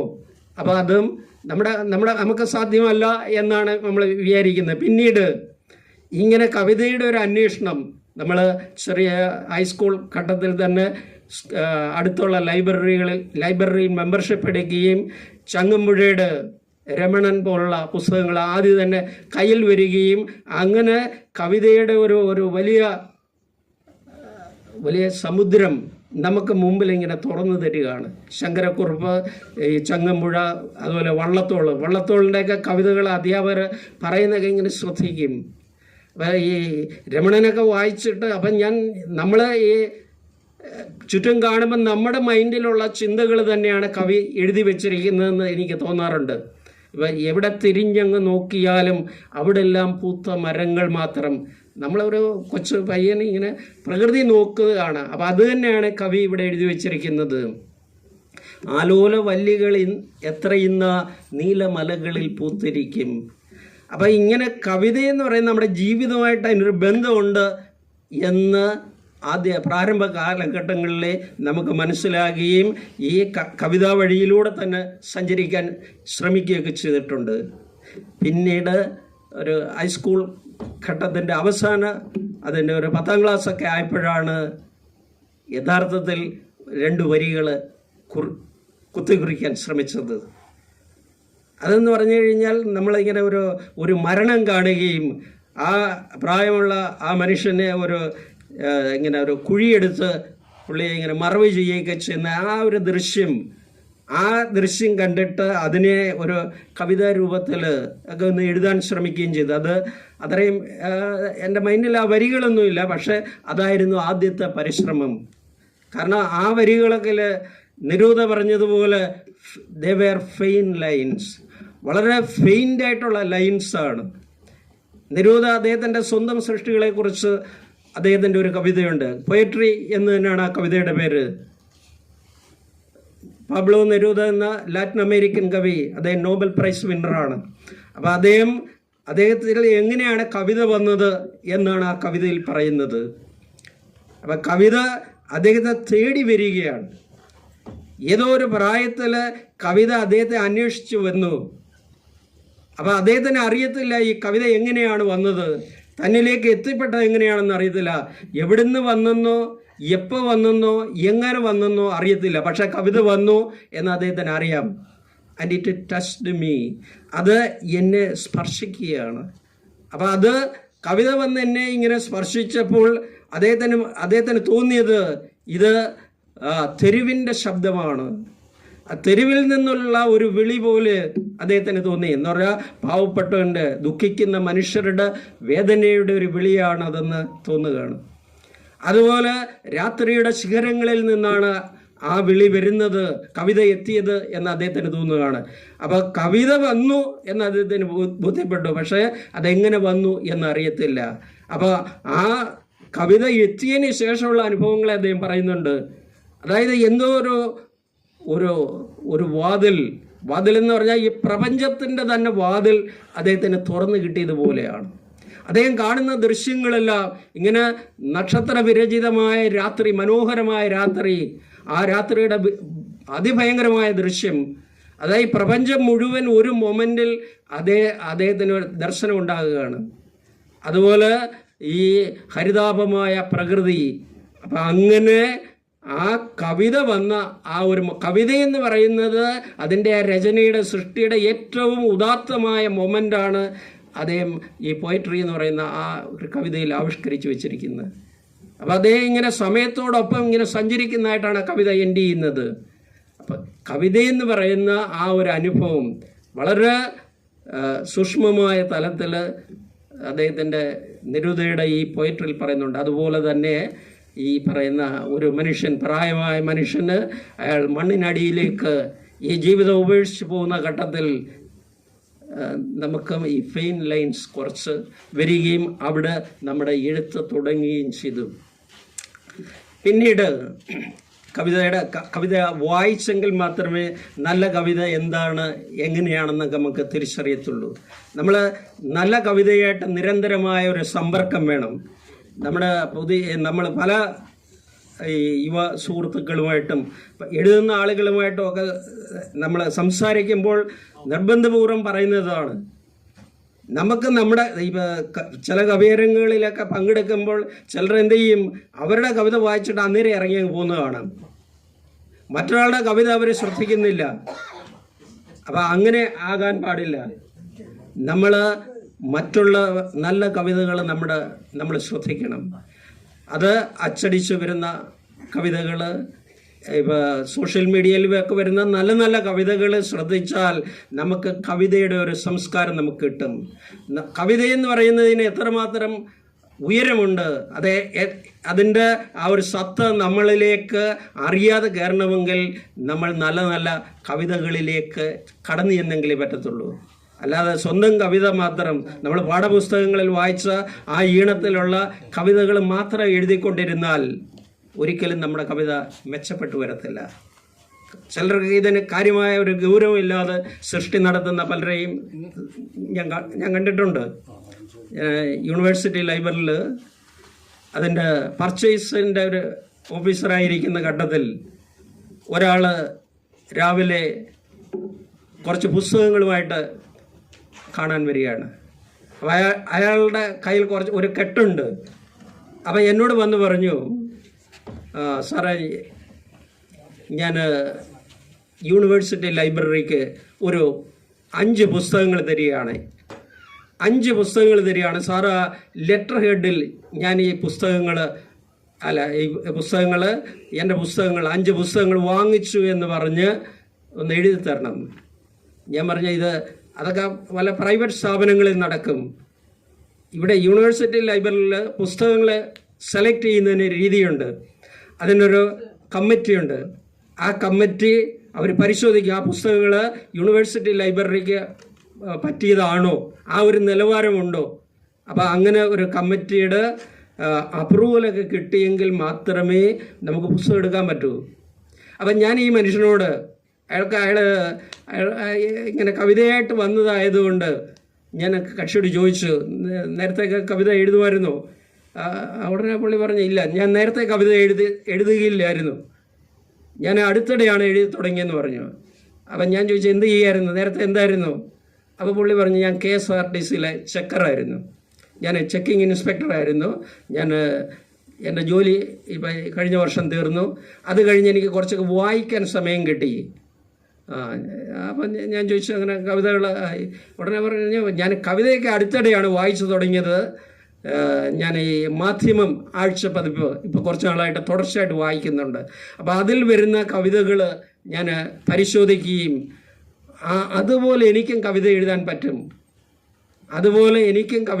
പറ്റും എന്ന് പുള്ളി കണ്ടെത്തിയിട്ട് പുള്ളി എന്ത് ചെയ്തു, ഒരാഴ്ച കൊണ്ട് ഏതാണ്ട് 40-ൽ പരം കവിത എഴുതി. ഒരാഴ്ച കൊണ്ട് 40-ൽ പരം കവിത എഴുതി പുള്ളി ഒരു പുസ്തകമാക്കിക്കൊണ്ട് വന്നിരിക്കുകയാണ്. യൂണിവേഴ്സിറ്റി ലൈബ്രറി ഒരു കുന്നിൻ്റെ മണ്ടയ്ക്കാണ്. അപ്പോൾ പുള്ളിയുടെ കവിതയുടെ പേര് ബലിക്കല്ലുകൾ. ഭാഷയെ ശരിക്കും ബലി കൊടുക്കുകയാണ് പുള്ളി. അപ്പം സ്വന്തമായിട്ട് അതുവരെ അയാൾ ഒരു വരി പോലും എഴുതിയിട്ടില്ല. അപ്പോൾ പുള്ളി റിട്ടയർ ചെയ്തപ്പോൾ പുള്ളി കുറച്ച് സമയം കിട്ടി. അപ്പോൾ പുള്ളി ഇങ്ങനെ ചിലർ കവികളാണെന്നൊക്കെ പറഞ്ഞ് ഇങ്ങനെ വലിയ സ്ഥാനമാനങ്ങൾക്ക് വേണ്ടി നടക്കുന്നു. അപ്പോൾ അതുകൊണ്ട് അദ്ദേഹം വിചാരിച്ചു എനിക്കും അതുപോലുള്ള ഒരു സ്ഥാനം അലങ്കരിക്കണം. അപ്പോൾ ഈ കവിത എന്ന് പറയുന്നത് അതിൻ്റെ ഈ പറയുന്ന ഒരു അതിൻ്റെ ഒരു മെറിറ്റിൽ പലപ്പോഴും വിലയിരുത്തപ്പെടത്തില്ല. അത് കാരണം എന്ന് പറഞ്ഞു കഴിഞ്ഞാൽ ഒത്തിരി ആളുകൾ ഇങ്ങനെ ഇങ്ങനെ നിൽക്കുന്നത് കൊണ്ട് ആരാണ് യഥാർത്ഥ കവി എന്നൊക്കെ പലപ്പോഴും തിരിച്ചറിയാൻ പറ്റാതെ പോകുന്നുണ്ട്. അതുകൊണ്ട് ഈ കക്ഷി എന്ത് ചെയ്തു, അദ്ദേഹം ഒരാഴ്ച കൊണ്ട് ഈ 40-ൽ പരം കവിതകൾ എഴുതി അതിനൊരു ശീർഷകമൊക്കെ കൊടുത്ത് അത് ഒരു ഗൈഡ് രൂപത്തിൽ, നമ്മളൊരു പുസ്തകമൊക്കെ അതിൻ്റെ പ്രൊഡക്ഷൻ എന്ന് പറഞ്ഞാൽ വളരെ നന്നായിരിക്കണം. അപ്പോൾ ഒരു ഗൈഡ് രൂപത്തിൽ സ്റ്റാപ്ലറൊക്കെ ചെയ്ത് പുള്ളി ലൈബ്രറി ഏൽപ്പിക്കാൻ വന്നിരിക്കുകയാണ്. അപ്പോൾ എനിക്ക് ആ മനുഷ്യനോട് ദേഷ്യമാണ് തോന്നിയത്. പക്ഷേ ഞാനത് പുറത്ത് കാണിച്ചില്ല. അപ്പോൾ പുള്ളി പറഞ്ഞു സാറ് എന്നെ ഒരു കോപ്പി. ഞാൻ പറഞ്ഞു തന്നേര്. അപ്പോഴാണ് ഇയാളുടെ ഈ എഴുത്തിൻ്റെ മെറിറ്റ് നമുക്ക് നേരിട്ട് ബോധ്യപ്പെടുന്നത്. അപ്പോൾ തീർച്ചയായും ഇതൊക്കെ എന്ന് പറഞ്ഞാൽ വലിയ സാഹസങ്ങളാണ്. ഇതൊന്നും മനുഷ്യൻ കാണിക്കാൻ പാടുള്ളതല്ല. ഭാഷയെ സ്നേഹിക്കുന്ന, അതായത് ഒരു വാക്കിന് വേണ്ടി, ഒരു പ്രയോഗത്തിന് വേണ്ടി മണിക്കൂറുകളാണ് പലപ്പോഴും നമ്മൾ ഇരിക്കുന്നത്. കാരണം നമ്മൾ ഉദ്ദേശിക്കുന്ന രീതിയിൽ വന്നിട്ടില്ല എന്ന് നമ്മുടെ മനസ്സ് പറയും. അപ്പോൾ പിന്നെന്ത് ചെയ്യും, നമ്മളവിടെ ധ്യാന രൂപത്തിലിരിക്കും. അപ്പോൾ നമ്മൾ ഭാര്യ ആഹാരം കഴിക്കാൻ വിളിക്കും. അപ്പം നമ്മളെന്ന് പറഞ്ഞു കഴിഞ്ഞാൽ അതിലല്ല നമ്മളെ ശ്രദ്ധ. കാരണം നമ്മൾ ഉദ്ദേശിക്കുന്ന രീതിയിൽ ആ വാക്ക് വാർന്നു വീഴണം. അതിന് ചിലപ്പോൾ മണിക്കൂറുകൾ തന്നെ ഇരിക്കേണ്ടി വരും. അപ്പോൾ അത്തരം ഒരു പരിശ്രമവും അന്വേഷണവുമാണ് കവിതയുടെ രചനയിൽ നമ്മൾ ചെയ്യേണ്ട. പിന്നെ മറ്റു പല കമ്മിറ്റ്മെൻറ്റും നമ്മൾ ഈ കവിതയിലൂടെ നമ്മൾ ഉണ്ടാക്കിയെടുക്കണം. നമ്മളെന്ന് പറഞ്ഞു കഴിഞ്ഞാൽ ഈ കാലത്ത് ഈ മനുഷ്യ സമൂഹത്തിൽ ജീവിക്കുന്നവരാണ്. അല്ലാതെ നമ്മുടെ കുറച്ച് ദുഃഖങ്ങളെല്ലാം ഒഴുക്കി വിട്ട് അങ്ങ് ജീവിക്കുകയല്ല, അല്ലേ? കവിത ആത്മാർത്ഥത, കവിത വിശ്വസ്തത, കവിതയൻ പ്രാണനോവിൻ പരമ്പര. കവിതയൻ പ്രാണനോവിൻ പരമ്പര ആ ഒരു എന്താ വൈയക്തിക ദുഃഖങ്ങൾ മാത്രമല്ല, നമ്മുടെ സമൂഹത്തിൻ്റെയും മനുഷ്യൻ്റെയും വളരെ മാർജിനലൈസ്ഡ് ആയിട്ടുള്ള ആളുകളുടെയൊക്കെ ദുഃഖങ്ങളുണ്ട്. നമുക്കൊരിക്കലും നമുക്ക് ഇമ്മീഡിയറ്റായിട്ട് പരിഹാരമില്ല, നമുക്ക് കാണാൻ പറ്റാത്ത അത്തരം പ്രശ്നങ്ങളെ കൂടെ അഭിസംബോധന ചെയ്യുന്നതായിരിക്കണം കവിത. അപ്പം ഞാൻ എഴുതി തുടങ്ങുന്ന ഘട്ടത്തിൽ ഈ പറയുന്നത് പോലെ കുറച്ചൊക്കെ വൈയക്തികമായ വിഷയങ്ങളാണ്. ആദ്യത്തെ ഒരു കവിത കുങ്കുമം വാരികയുടെ തന്നെ അവരുടെ തന്നെ ഒരു ജൂനിയർ കുറച്ചുകൂടെ താഴെയുള്ള ഒരു പ്രസിദ്ധീകരണം ഉണ്ടായിരുന്നു, കുമാരി എന്നാണ് ആ വാരികയുടെ പേര്. അപ്പോൾ അതിലാണ് ആദ്യത്തെ എൻ്റെ കവിത അച്ചടിച്ച് വരുന്നത്. പിന്നെ അത് കഴിഞ്ഞിട്ട് വേറെയും കുറച്ച് വാരികകളിലൊക്കെ വരികയും പിന്നെ നമ്മൾ നിരന്തരം എഴുത്തെന്ന് പറയുന്നത് നമുക്ക് ഔദ്യോഗിക ജോലിയുണ്ട്, പക്ഷേ എഴുത്ത് തന്നെ ഒരിക്കലും വിട്ടുപോയിട്ടില്ല. നമ്മൾ സീനിയർ സിറ്റിസനാണ്, പക്ഷേ ഇപ്പോഴും നമുക്ക് അക്ഷരം എന്ന് പറഞ്ഞു കഴിഞ്ഞാൽ അതിനോടുള്ള ഭ്രമം അത് അസാധാരണമാണ്. അവിടെ നമ്മളെന്ന് പറഞ്ഞു കഴിഞ്ഞാൽ നമ്മുടെ എന്താണ് പ്രായമോ നമ്മുടെ ഫാമിലിയോ ഇതൊന്നും വലിയ വിഷയങ്ങളല്ല. നമുക്കൊരു പക്ഷേ എഴുതാതെ പോവുകയാണെങ്കിലാണ് ജീവിതമില്ലാത്തത്.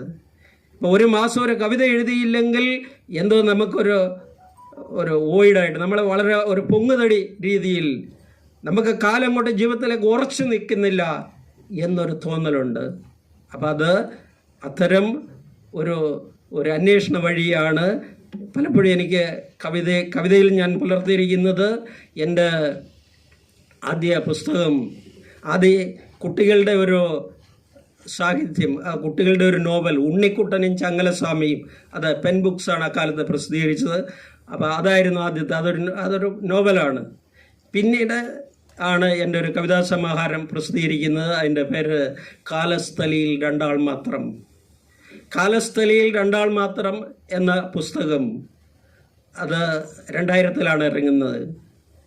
അപ്പോൾ ഈ പുസ്തകം ഞാൻ കേരള കവിതയുടെ അതിൻ്റെ ഒരു പ്രകാശന ഘട്ടത്തിൽ ഞാൻ അയ്യപ്പണിക്കർ സാറിന് എൻ്റെ ഈ ഒരു പുസ്തകം കൊടുത്തു. അപ്പോൾ കേരള കവിതയിലൊക്കെ അന്ന് ഞങ്ങൾ നിരന്തരം, അതായത് വർഷത്തിലൊരു പുസ്തകമാണ്, എല്ലാ വർഷവും ഞങ്ങൾ ഒക്കെ എഴുതുന്ന ഒരു കാലമാണ്. അപ്പോൾ സാറത് വാങ്ങിച്ചു. ഞാൻ വിചാരിച്ചു അദ്ദേഹത്തിന് ധാരാളം ആളുകൾ പുസ്തകങ്ങളൊക്കെ കൊടുക്കും. അപ്പോൾ അങ്ങനെ പക്ഷേ അത് കഴിഞ്ഞിട്ട് ഒരു 2 ആഴ്ച കഴിഞ്ഞപ്പോൾ ദേശമംഗലം രാമകൃഷ്ണൻ അറിയാം, നിങ്ങൾക്കറിയാം, അദ്ദേഹം പറഞ്ഞു, അദ്ദേഹം ഒരു ദിവസം ആ ബുക്കിൽ എൻ്റെ ഫോൺ നമ്പറുണ്ട്. അപ്പോൾ പറഞ്ഞു, JR കുറുപ്പല്ലേ, കുറുപ്പിൻ്റെ പുസ്തകമാണ് പണിക്കര് സാർ അദ്ദേഹത്തിൻ്റെ സംക്രമണത്തിൻ്റെ വേദിയിൽ, തിരുവനന്തപുരത്ത് സംക്രമണത്തിൻ്റെ വേദിയിൽ കുറുപ്പിൻ്റെ പുസ്തകമാണ് അടുത്ത മാസം ചർച്ച ചെയ്യുന്നത്, അതുകൊണ്ട് അതിൽ പങ്കെടുക്കുക, ഇന്ന ഡേറ്റിലാണെന്ന് പറഞ്ഞു. അപ്പം നമുക്ക് അതുപോലൊരു വേദി കിട്ടുക വളരെ സന്തോഷമായിരുന്നു. അപ്പോൾ ആ പുസ്തകം ഒരു ഉച്ച കഴിഞ്ഞ് ഒരു 2-3 മണിക്കൂർ ഈ കാലസ്ഥലിയിൽ 2 ആൾ മാത്രം എന്ന് പറയുന്ന ആ പുസ്തകത്തെ മാത്രം ബേസ് ചെയ്ത് കുറേ വായനക്കാർ, നിരൂപണ സ്വഭാവത്തിലെ കവിതയെ കാണുന്ന കുറച്ച് ആളുകൾ അതിനെ വിലയിരുത്തിയുണ്ടായി. അതൊക്കെ ആദ്യകാലത്ത് നമ്മുടെ അനുഭവങ്ങളാണ്. ONV അദ്ദേഹത്തിൻ്റെ എൻ്റെ ആ കാലസ്ഥലിയിൽ തന്നെ കാവേരി എന്ന് പറയുന്ന ഒരു കവിതയുണ്ട്. ആ കാവേരി എന്ന് പറയുന്ന കവിത ഞാൻ എഴുതി യൂണിവേഴ്സിറ്റിയിൽ അവതരിപ്പിച്ചപ്പോൾ നമ്മുടെ ഒരു സുഹൃത്ത് പറഞ്ഞു, സാറേ അത് ONVക്ക് ഒന്ന് അയച്ചു കൊടുക്കണം, അദ്ദേഹം അതിനെന്തെങ്കിലും ഒരു പ്രതികരണം തരും. ഞാൻ പറഞ്ഞു, അദ്ദേഹത്തെ പോലുള്ള വലിയ കവികളൊക്കെ നമ്മുടെ കവിത അത്ര ശ്രദ്ധിക്കത്തില്ല, അതുകൊണ്ട് അതിൻ്റെ ആവശ്യം അത് കൊടുക്കണം. അപ്പോൾ ഇത് ഈ കൃഷ്ണകുമാർ എന്നാണ് ആ സുഹൃത്തിൻ്റെ പേര്. അപ്പോൾ കൃഷ്ണകുമാർ ഇങ്ങനെ പറഞ്ഞപ്പോൾ ഞാൻ എന്ത് ചെയ്തു, ആ കവിത ഒന്ന് പകർത്തി ഞാൻ ONVയുടെ അഡ്രസ്സ് ആ കാലത്ത് നമുക്ക് മനഃപ്പാടമാണ്. അപ്പോൾ അങ്ങനെ അങ്ങ് അയച്ചു കഴിഞ്ഞ് ഞാൻ വിചാരിച്ചു അദ്ദേഹം ശ്രദ്ധിക്കുകയാണെന്നില്ല, അങ്ങ് വിട്ട് കാണും. അത് കഴിഞ്ഞ് 1-2 ആഴ്ച കഴിഞ്ഞപ്പോൾ എനിക്ക് കലാമണ്ഡലത്തിൻ്റെ ഒരു കവർ ലെറ്റർ ഹെഡിൽ ഒരു കവർ വരികയാണ്. അപ്പോൾ കലാമണ്ഡലത്തിൻ്റെ കവർ തന്നെയാണ്. അപ്പം ഞാൻ വിചാരിച്ച കലാമണ്ഡലവുമായിട്ട് നമുക്ക് എന്ത് ബന്ധം. അപ്പോൾ അതിങ്ങനെ പൊട്ടിച്ചു നോക്കിയപ്പോൾ ONV, അന്ന് ONV കലാമണ്ഡലത്തിൻ്റെ ചെയർമാനാണ്.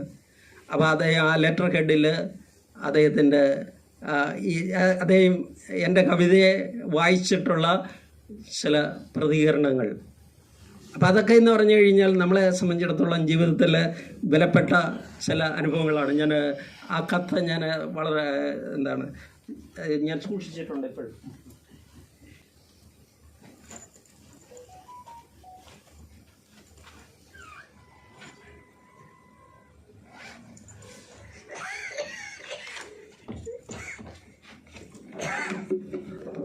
ഇതാണ് ഈ കത്ത് എന്നെ സംബന്ധിച്ചിടത്തോളം വലിയ ഇതാണ്. അപ്പോൾ ഇതിൻ്റെ ഏറ്റവും അവസാനം അദ്ദേഹം ഇങ്ങനെ എഴുതിയിട്ടുണ്ട്, നിങ്ങൾക്ക് സ്വച്ഛ നിർമ്മലമായ വാസനയുണ്ട്, നിങ്ങൾക്ക് സ്വച്ഛ നിർമ്മല. ഞാൻ അന്നേരം ആലോചിച്ച് 10-50 വർഷം അക്കാലത്ത് ONVക്ക് അദ്ദേഹത്തെ കാവ്യസഭരി നടത്തിയ ഒരു കവി, മേജർ കവി. അപ്പോൾ അദ്ദേഹത്തിന് നമ്മുടെ വരികളിൽ കവിത കണ്ടെത്താൻ കഴിയുന്നത് നമുക്കൊരു വലിയ ആത്മവിശ്വാസം തരുന്ന ഒരു കവിതയായിരുന്നു. എന്നിട്ട് അപ്പോൾ അത് പണിക്കർ സാറ് തന്നെ ആ കാലസ്ഥലിയിൽ 2 ആൾ മാത്രം അതിൻ്റെ ഒരു ആമുഖത്തിൽ അദ്ദേഹം ചെറിയൊരു കുറിപ്പ് എഴുതി തന്നിട്ടുണ്ട്. അതൊന്ന് നല്ല കവിതകളാണ് കുറിപ്പിൻ്റെ എന്ന് പറയുന്നുണ്ട്. ഞാൻ പറഞ്ഞതെന്ന് പറഞ്ഞാൽ എന്നെ അങ്ങ് എടുത്ത് പറയുകയല്ല, എനിക്ക് കിട്ടിയ ചില പ്രോത്സാഹനങ്ങളെക്കുറിച്ച് പറയുന്നതേ ഉള്ളൂ. ഈ കവിതാ പുസ്തകം ഞാൻ ഈ ബുക്ക് പോസ്റ്റായിട്ട് അന്ന് സച്ചിദാനന്ദൻ മറ്റേ സെൻട്രൽ സാഹിത്യ അക്കാഡമിയിൽ സെക്രട്ടറിയാണ്. അപ്പോൾ നമ്മൾ ഈ 2 രൂപ കൊടുത്തു കഴിഞ്ഞാൽ നമുക്ക് ബുക്ക് പോസ്റ്റായിട്ട് ഇത് അയക്കാം. അപ്പോൾ സച്ചിദാനന്ദൻ്റെ ആ സെൻട്രൽ സാഹിത്യ അക്കാഡമിയിൽ അഡ്രസ്സിൽ വെറുതെ ഒരു ബുക്ക് അയച്ചു. അദ്ദേഹത്തിൻ്റെ അദ്ദേഹം എടുത്ത് നോക്കിക്കോട്ടെ. അങ്ങനെ പല കവികൾക്കും എഴുത്തുകാർക്കും ഒക്കെ അയച്ചു. അപ്പോൾ കുറച്ച് ദിവസം 1 മാസമായി കാണും, അദ്ദേഹം എനിക്ക് എൻ്റെ പുസ്തകം വായിച്ചിട്ട് ഒരഭിപ്രായം, അതും ഈ പറയുന്ന സെൻട്രൽ സാഹിത്യ അക്കാഡമിയുടെ ലെറ്റർ ഹെഡിലാണ് അദ്ദേഹം അയച്ചിരിക്കുന്നത്. അപ്പോൾ നമുക്ക് എഴുത്തിൽ നമുക്ക് കുറച്ച് കോൺട്രിബ്യൂട്ട് ചെയ്യാൻ പറ്റും എന്നുള്ള ചില അഭിപ്രായങ്ങൾ പല കവികളുടെ ഭാഗത്തുനിന്ന് ഉണ്ടായതുകൊണ്ട് ഞാൻ പിന്നെ കവിത ഞാൻ ഉപേക്ഷിച്ചില്ല. പിന്നീട് 2ാമതൊരു പുസ്തകം ഇറങ്ങി, വാതിലുകൾ. യൂണിവേഴ്സിറ്റി അങ്കണത്തിൽ പരിചയപ്പെടുത്തിയ ബാബുജി സാറാണ്. അപ്പോൾ അദ്ദേഹം അതിൽ കവിതയുടെ പുതുവഴികളിലേക്കുള്ള സഞ്ചാരങ്ങളെക്കുറിച്ചുമൊക്കെ അദ്ദേഹം അന്ന് എടുത്തു പറയുകയുണ്ടായി. പിന്നെ എൻ്റെ കവിതകളെല്ലാം കൂടെ ചേർത്ത് ഇംഗ്ലീഷിലേക്ക് the waves in the seven Cs എന്ന് പറഞ്ഞ് അതിൻ്റെ ഒരു ട്രാൻസ്ലേഷൻ. പിന്നെ വേറെ കുട്ടികളുടെ സാഹിത്യം കുറച്ച് എഴുതി. ഭൂമിയുടെ മകൻ, ഏറ്റവും അവസാനം ബാലസാഹിത്യ ഇൻസ്റ്റിറ്റ്യൂട്ട് പ്രസിദ്ധീകരിച്ച ഭൂമിയുടെ മകൻ. അപ്പോൾ അത്തരം ഒരു വർക്ക്. വേറെ പുഴ കടന്നു പോയ ബാലൻ, തണൽ മരങ്ങൾ, ഇങ്ങനെ കുറച്ച് ബാലസാഹിത്യ കൃതികളുണ്ട്. പിന്നെ ഞാൻ യൂണിവേഴ്സിറ്റിയിൽ നിന്ന് റിട്ടയർ ചെയ്യുന്ന സമയത്ത് യൂണിവേഴ്സിറ്റിയുടെ നമ്മളെ ശൈശവ ദശയിലാണ് ഞങ്ങളൊക്കെ ജോയിൻ ചെയ്യുന്നത്. പിന്നെ ആ യൂണിവേഴ്സിറ്റിക്ക് എത്ര മാറ്റങ്ങളുണ്ടായി. അപ്പോൾ അന്നത്തെ യൂണിവേഴ്സിറ്റി എന്ന് പറഞ്ഞാൽ അന്ന് UR അനന്തമൂർത്തി ആയിരുന്നു. UR അനന്തമൂർത്തി എന്ന് പറഞ്ഞാൽ വളരെ പ്രശസ്തനായ സാഹിത്യകാരനാണ്, കന്നഡ സാഹിത്യകാരനാണ്. അദ്ദേഹമായിരുന്നു വൈസ് ചാൻസലർ. അപ്പോൾ അദ്ദേഹത്തോടൊത്തൊക്കെ കുറച്ച് നാളിങ്ങനെ പ്രവർത്തിക്കാൻ പറ്റി. പിന്നെ നരേന്ദ്രപ്രസാദ്, D. വിനയേന്ദ്രൻ, ഇങ്ങനെയൊക്കെയുള്ള G. ശങ്കരപ്പിള്ള, ഇങ്ങനെയൊക്കെയുള്ള കുറച്ച് മേജർ എഴുത്തുകാർ, OV ഉഷ, P. ബാലചന്ദ്രൻ, ഇങ്ങനെയൊക്കെയുള്ള കുറച്ച് എഴുത്തുകാരുമായിട്ടൊക്കെ ഒരു നൈരന്തര്യം നമുക്ക് കിട്ടിയതുകൊണ്ട് അതും നമുക്ക് എഴുത്തിന് കുറച്ച് ഗുണം ചെയ്തു. അപ്പോൾ ആ യൂണിവേഴ്സിറ്റി അനുഭവങ്ങളെ കുറച്ച് ക്രോഡീകരിച്ച് എൻ്റെ വ്യക്തിപരമായ അനുഭവങ്ങളും എല്ലാം കൂടെ ചേർത്ത് ക്യാമ്പസ് വഴിയും ഓർമ്മപ്പടർപ്പും എന്ന് പറയുന്ന ഒരു പുസ്തകം അവസാനം ഇറക്കി. പിന്നെ പിന്നീടുള്ള ജീവിതമെല്ലാം അടയാളപ്പെടുത്തിയ ഒരു കവിതാ സമാഹാരത്തിന് വേണ്ടിയുള്ള അത് പ്രസിദ്ധീകരിക്കാനുള്ള പരിശ്രമത്തിലാണ്. അപ്പം ഇത് എൻ്റെ കാവ്യ സഞ്ചാരങ്ങളല്ലെ, എഴുത്തു വഴികൾ ഇങ്ങനെയൊക്കെയാണ്. അപ്പം ഈ എഴുത്തു വഴികൾ എന്ന് പറഞ്ഞു കഴിഞ്ഞാൽ, എഴുത്തെന്ന് പറഞ്ഞാൽ നമ്മൾ അതിൻ്റെ ഒരു അന്വേഷണ വഴിയാണ്. വെറുതെ ഇങ്ങനെ എഴുതുകയല്ല, നമ്മളെ തന്നെ കണ്ടെത്തുകയാണ്. ഒരു അന്വേഷണ വഴിയായിട്ട്, ഒരു അന്വേഷണമായിട്ട് എനിക്ക് കവിതയെയും എഴുത്തിനെയൊക്കെ കാണാൻ പറ്റുകയുള്ളൂ. നമ്മൾ ഓരോ പ്രായത്തിൽ നമ്മളെ തന്നെ തിരിഞ്ഞു നോക്കുകയാണ്. അപ്പം അത് തീർച്ചയായും എൻ്റെ സ്വന്തം നാട് കൊല്ലം ജില്ലയിലാണ്. കൊല്ലം ജില്ലയിൽ പുനലൂരിനടുത്താണ് എൻ്റെ സ്വന്തം, കല്ലടയാറിൻ്റെ തീരത്താണ് ഞാൻ ജനിച്ചത്. പിന്നെ ഞാൻ യൂണിവേഴ്സിറ്റി ജോലി ആയതുകൊണ്ടാണ് ഏറ്റുമാനൂർ സെറ്റിൽഡ് ആയിരിക്കുന്നത്. അപ്പോൾ ഇതൊക്കെ കവിതയെക്കുറിച്ചുള്ള ഞാൻ മനസ്സിലാക്കിയ കാര്യങ്ങൾ, എൻ്റെ ഇതുവരെയുള്ള സാഹിത്യ സൃഷ്ടികൾ പലതും എഴുതിയിട്ടുണ്ടെങ്കിലും നമുക്ക് ഒരു കവിത എഴുതുന്ന ആ ഒരു സംതൃപ്തി മറ്റൊരു രചനയിലും കിട്ടത്തില്ല. അതാണ് കവിത എന്ന് പറയുന്നത്. അത് ആ എഴുതുന്ന മുഹൂർത്തമാണ്. അത് സമ്മാനിക്കുന്ന വേദനയും നിർവൃതിയും.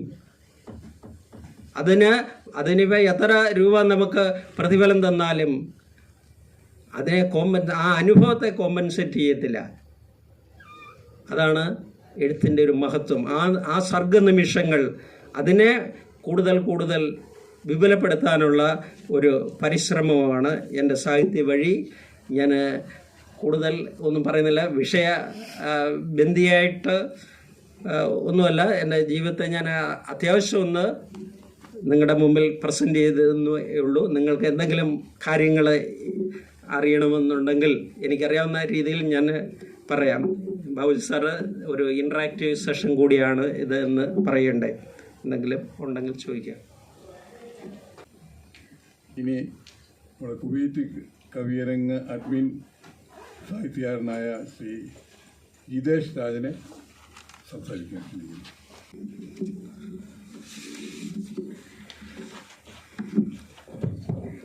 ഈ വാക്കുപൂക്കും കാലത്തിൻ്റെ സമാരാധ്യനായ അധ്യക്ഷൻ നാരായണൻകുട്ടി സാർ, കുവൈറ്റ് കവിയരങ്ങിൻ്റെ ദിശാസൂചികയായ ഞങ്ങളുടെ വിളക്കുമാടമായ ബേബി സാർ, അടങ്ങാത്ത അക്ഷര തീർത്ഥാടന സബരിയിൽ ആത്മാവ് തൊട്ട് സഞ്ചരിക്കുന്ന പ്രിയപ്പെട്ട അക്ഷരസ്നേഹികളെ, വല്ലാത്ത ഒരു അനുഭവത്തിൻ്റെ ഹിമഗിരി മുടിയിലാണ് ഞാൻ നിൽക്കുന്നത് എന്ന് പറഞ്ഞാൽ അതിനൊട്ടും അതിശയോക്തിയില്ല. നാളിതുവരെ ഞാൻ സഞ്ചരിച്ച വഴികളിൽ നിന്ന് വേറിട്ട് എൻ്റെ നാടിൻ്റെ ആത്മാവ് തൊട്ട് കുറച്ചു പേർ ചേർന്ന് നിന്ന് വർത്തമാനം പറയുന്ന സാഹിത്യത്തെക്കുറിച്ച് ചിന്തിക്കുന്ന ഒരു നിമിഷത്തിലാണ് ഞാൻ നിൽക്കുന്നത് എന്നുള്ളതുകൊണ്ട് ഈ നിമിഷത്തിൻ്റെ ധന്യതയിൽ ഞാൻ അലിഞ്ഞു ചേരുന്നു. കുവൈറ്റ് കവിയരങ്ങ് എഴുത്തിനെ സ്നേഹിക്കുന്ന, അക്ഷരത്തെ സ്നേഹിക്കുന്ന സാധാരണപ്പെട്ട കുറച്ച് മനുഷ്യരെ ചേർത്തു നിർത്തി കൊണ്ടുപോകുന്ന ഒരു സംഘടനയാണ്. അതിൻ്റെ പ്രതിനിധിയായിട്ട് ഇവിടെ വന്ന് നിങ്ങളോട് വർത്തമാനം പറയാൻ കഴിയുമെന്ന് സ്വപ്നത്തിൽ പോലും ചിന്തിച്ചിരുന്നൊരു കാര്യമല്ല. പക്ഷേ വളരെ യാദൃച്ഛികമായി അതിനൊരു സാഹചര്യം ഒത്തുവന്നു. ഞാൻ ഇവിടെ ഇങ്ങനെ നിൽക്കുന്നു. 2024 ഡിസംബർ 25 നമുക്കത് തിരുപ്പിറവിയുടെ ദിനമാണ്.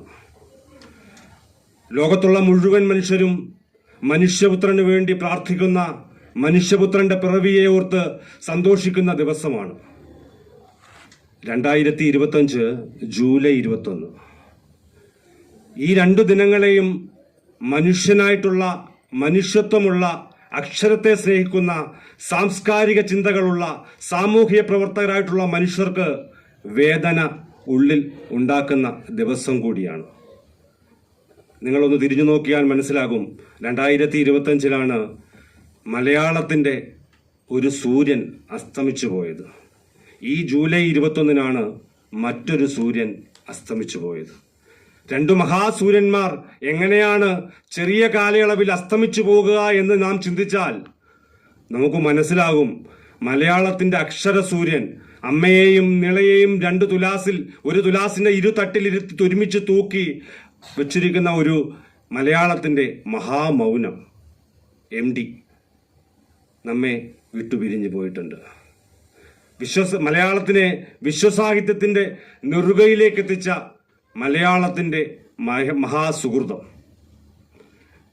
ജൂലൈ 21, 2025 പോരാട്ട വഴിയിലെ വിപ്ലവ സൂര്യൻ, രാഷ്ട്രീയവും ജാതിയും മതവും ഒക്കെ മാറ്റിവെച്ച് മനുഷ്യൻ തീർത്തും സഖാവേ എന്ന് ആത്മാവ് തൊട്ട് വിളിച്ച ഒരു മനുഷ്യൻ 102ാമത്തെ വയസ്സിൽ നമ്മെ വിട്ട് പോയിട്ടുണ്ട്.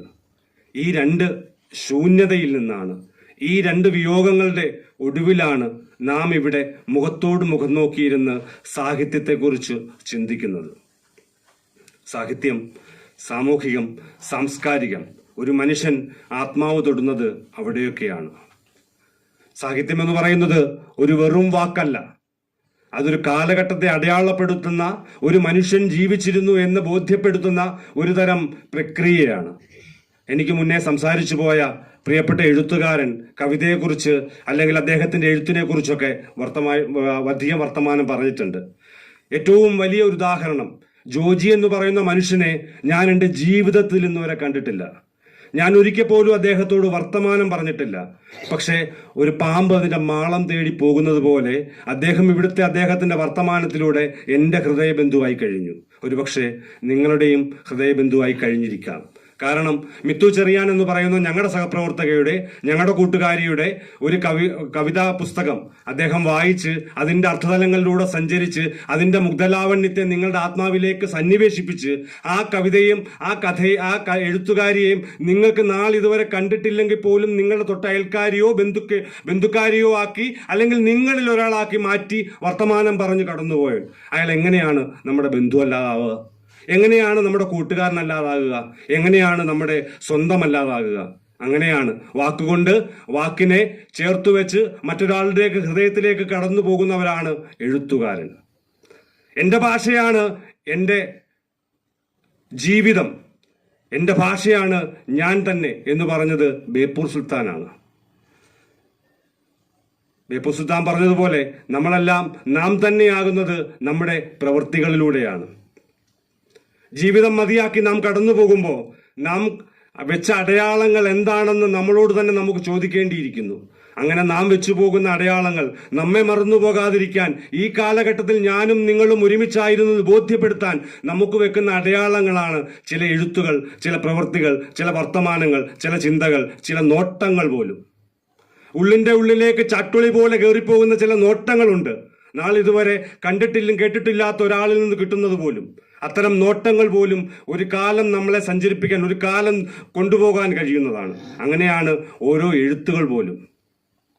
ഭയം കൊണ്ട് ഒരു പട്ടിയും കുരയ്ക്കാതിരിക്കുന്നില്ല എന്ന് പറഞ്ഞത് KGS ആണ്.